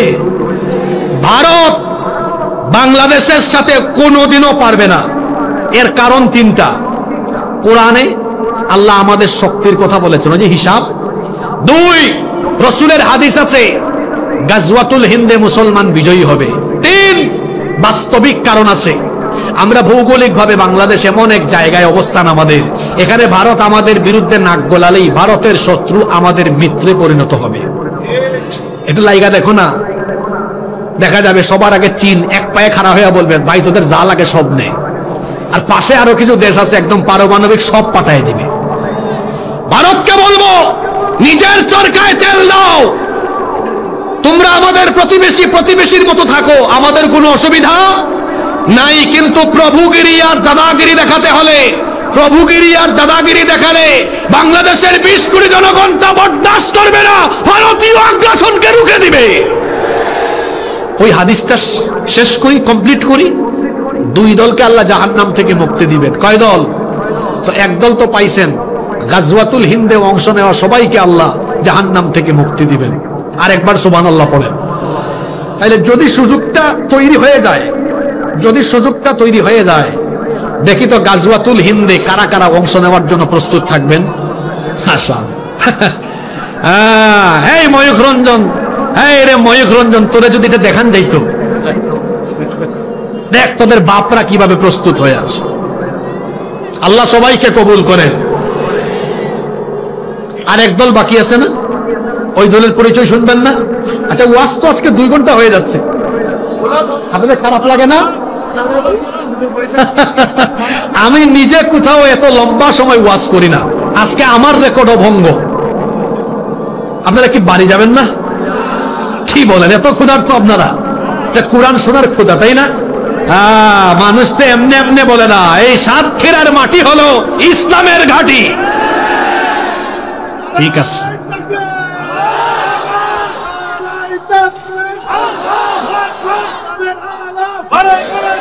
কি আজব মানুষ আপনারা। 2 ঘন্টা হয়ে গেল, এখনো আপনাদের বিরক্ত লাগে না, খারাপ লাগে না? তবে আমরা আর বেশিক্ষণ কথা বলবো না ইনশাআল্লাহ। আপনারা 5-7 মিনিট থাকতে পারবেন না? তাহলে আরেক দলের পরিচয় নেন। আমরা জানি পৃথিবীর একজন নবী মারা যান না এখনো, সেই নবীর নাম কি? কিন্তু খ্রিস্টানরা বলে ঈসা আলাইহিস সালামকে তারা শুলে চড়িয়ে হত্যা করেছে। আসলে তারা যাকে শুলে চড়িয়ে হত্যা করেছে উনি ঈসা ছিলেন না, উনি ছিলেন মিস্টার মিসা। তারা যখন সৈন্যদল নিয়ে গিয়েছিল ঈসা নবীকে ধরার জন্য, আল্লাহ তাআলা তখন ঈসা আলাইহিস সালামকে আসমানে উঠায় হেফাজত করেছেন। ওরা যখন ঢুকছে, ওদের এক সৈন্যকে আল্লাহ ঈসা নবীর সুরত দিয়েছেন। আল্লাহ কি পারেন না? ওরা সবাই মিলে তাদের ধরছে, এই ঈসা তোরে পাইছে। কয় আমি ঈসা না, আমি মিসা। কয় তুই ঈসা না মিসা আমরা ভালো করে জানি। ধৈরা নিয়ে গেছে, সে চিৎকার করে আমি ঈসা না, আমি মিসা। কয় তুই কিসের মিসা? তুই ঈসা। তারপরে শুলে চড়ায় তারা মারছে। তারা যাকে মারছে তিনি কি ঈসা না মিসা? ঈসা আলাইহিস সালাম আবার পৃথিবীতে আসবেন, দাজ্জালকে হত্যা করার জন্য আল্লাহ তাকে পাঠাবেন। ঈসা আলাইহিস সালাম আসার পরে দাজ্জালকে হত্যা করার জন্য তিনি যে বাহিনী গঠন করবেন, সেই বাহিনীতে যারা সৈনিক হবে, তার সাথী যারা হবে, আল্লাহ বলেছেন আমি তাদেরকে জাহান্নাম থেকে মুক্তি দিয়ে দিব। সুবহান। আমরা যদি জীবদ্দশায় দুইটা চান্সের কোনো একটা চান্স বা দুইটাই পাই, আমরা কি মিস করব? জোরে বলেন, মিস করব? আল্লাহ সবাইকে কবুল করেন। আসেন, আমি বলছিলাম 4 নাম্বার শয়তানি কাজের কথা। কোরআনের আন্দোলনের বিরুদ্ধে অন্য আন্দোলন করা, এটা শয়তানি কাজ। কি কাজ? শয়তানি কাজ। আমার দেশে কোরআন ইসলাম কায়েম হবে ইনশাআল্লাহ। আমরা সবাই এর পক্ষে থাকবো। আমরা পক্ষে আছি না নাই? কষ্ট হচ্ছে আপনাদের না? 5 এবং সর্বশেষ কথায় আছে, শেষ ভালো যার সব ভালো।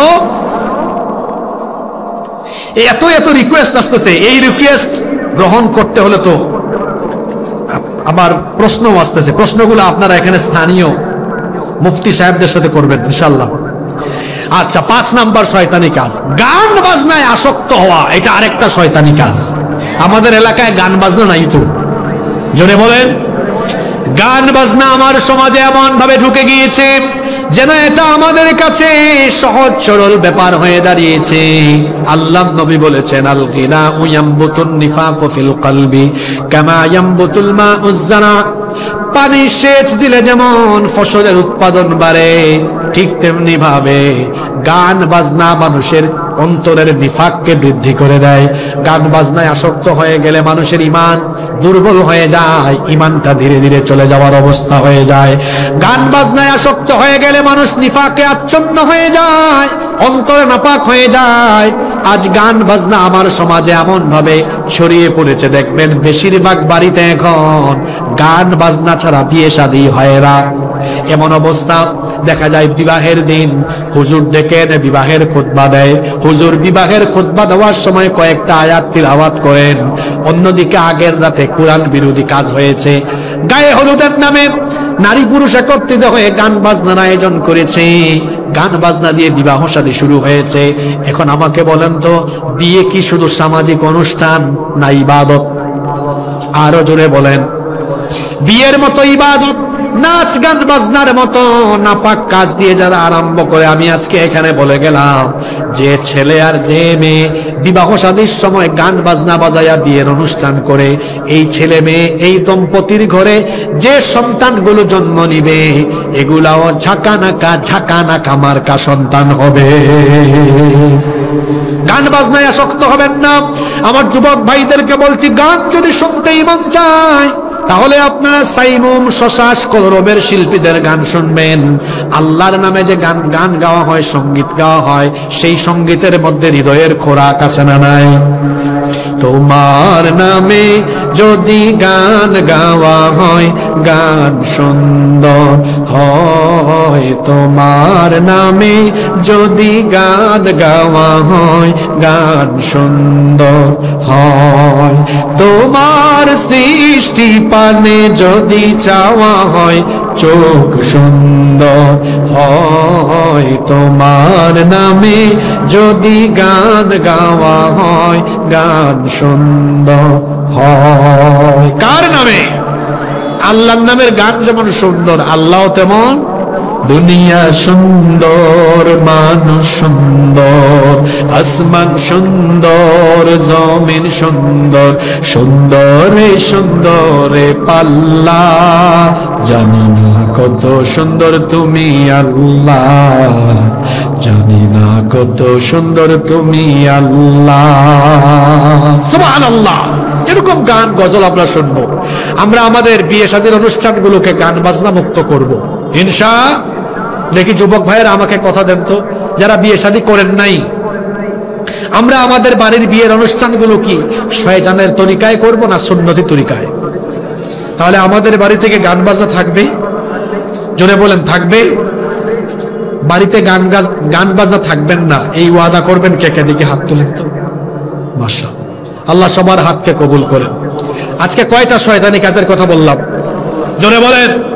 এবার রিভাইস একটু আদায় করি। 1 নাম্বার শয়তানি কাজ কি? ছেড়ে দেওয়া। জোরে বলেন, কি ছেড়ে দেওয়া? আমরা নামাজ ছাড়বো না, আদায় করব। জোরে বলেন, ছাড়বো না, আদায় করব। 2 নাম্বার শয়তানি কাজ কি? নষ্ট করা, সময় নষ্ট করবেন।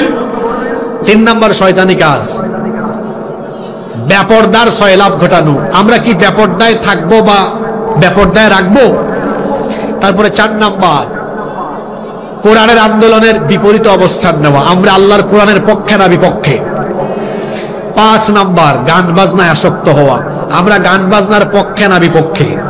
শুনতে চাইলে কোরআন শুনবো, গজল শুনবো ইনশাআল্লাহ। আপনারা বড় ভদ্র মানুষ, আপনাদের কথা আমার মনে থাকবে, কেউ উঠবেন না, মোনাজাত করে আমরা এখান থেকে বিদায় নেব ইনশাআল্লাহ। আমি এখানে 2টা কথা বলবো। এই যে এখানে ঝাউডাঙ্গা যুব কমিটি, আমি আজকে এসে শুনলাম তাদের কর্মসূচির কথা। তারা অনেক সুন্দর সুন্দর কাজ করেন। এটি একটি অরাজনৈতিক সামাজিক সংগঠন, সামাজিক মানবিক অনেক কাজ করেন। আপনারা এই সংগঠনের সাথে থাকবেন, তাদেরকে সহযোগিতা করবেন ইনশাআল্লাহ। দোয়া করবেন তারা যেন প্রতি বছর এভাবে সুন্দর সুন্দর মাহফিল উপহার দিতে পারে এবং অন্যান্য সামাজিক মানবিক কাজ চালিয়ে যেতে পারে। আল্লাহ তাদেরকে তৌফিক দেন বলে আমিন। আবার প্রিন্সিপাল সাহেবের জন্য দোয়া করবেন। গত বছর তিনি যে আতিথেয়তা মেহমানদারি দেখিয়েছেন, মনে ছিল আমার, আমি তো আসার পরেই স্যারকে খুঁজেছি, তাকে পাই নাই। আমরা ওনার জন্য দোয়া করব, ওনার পরিবারের জন্য দোয়া করব। বহুত সঙ্গীত শুনছেন, এবার আমাকে কিছু কথা বলতে দেন। আমাদের সম্মানিত হুজুরের জন্য দোয়া করবেন, আল্লাহ যেন হুজুরকে নেক হায়াত দান করেন।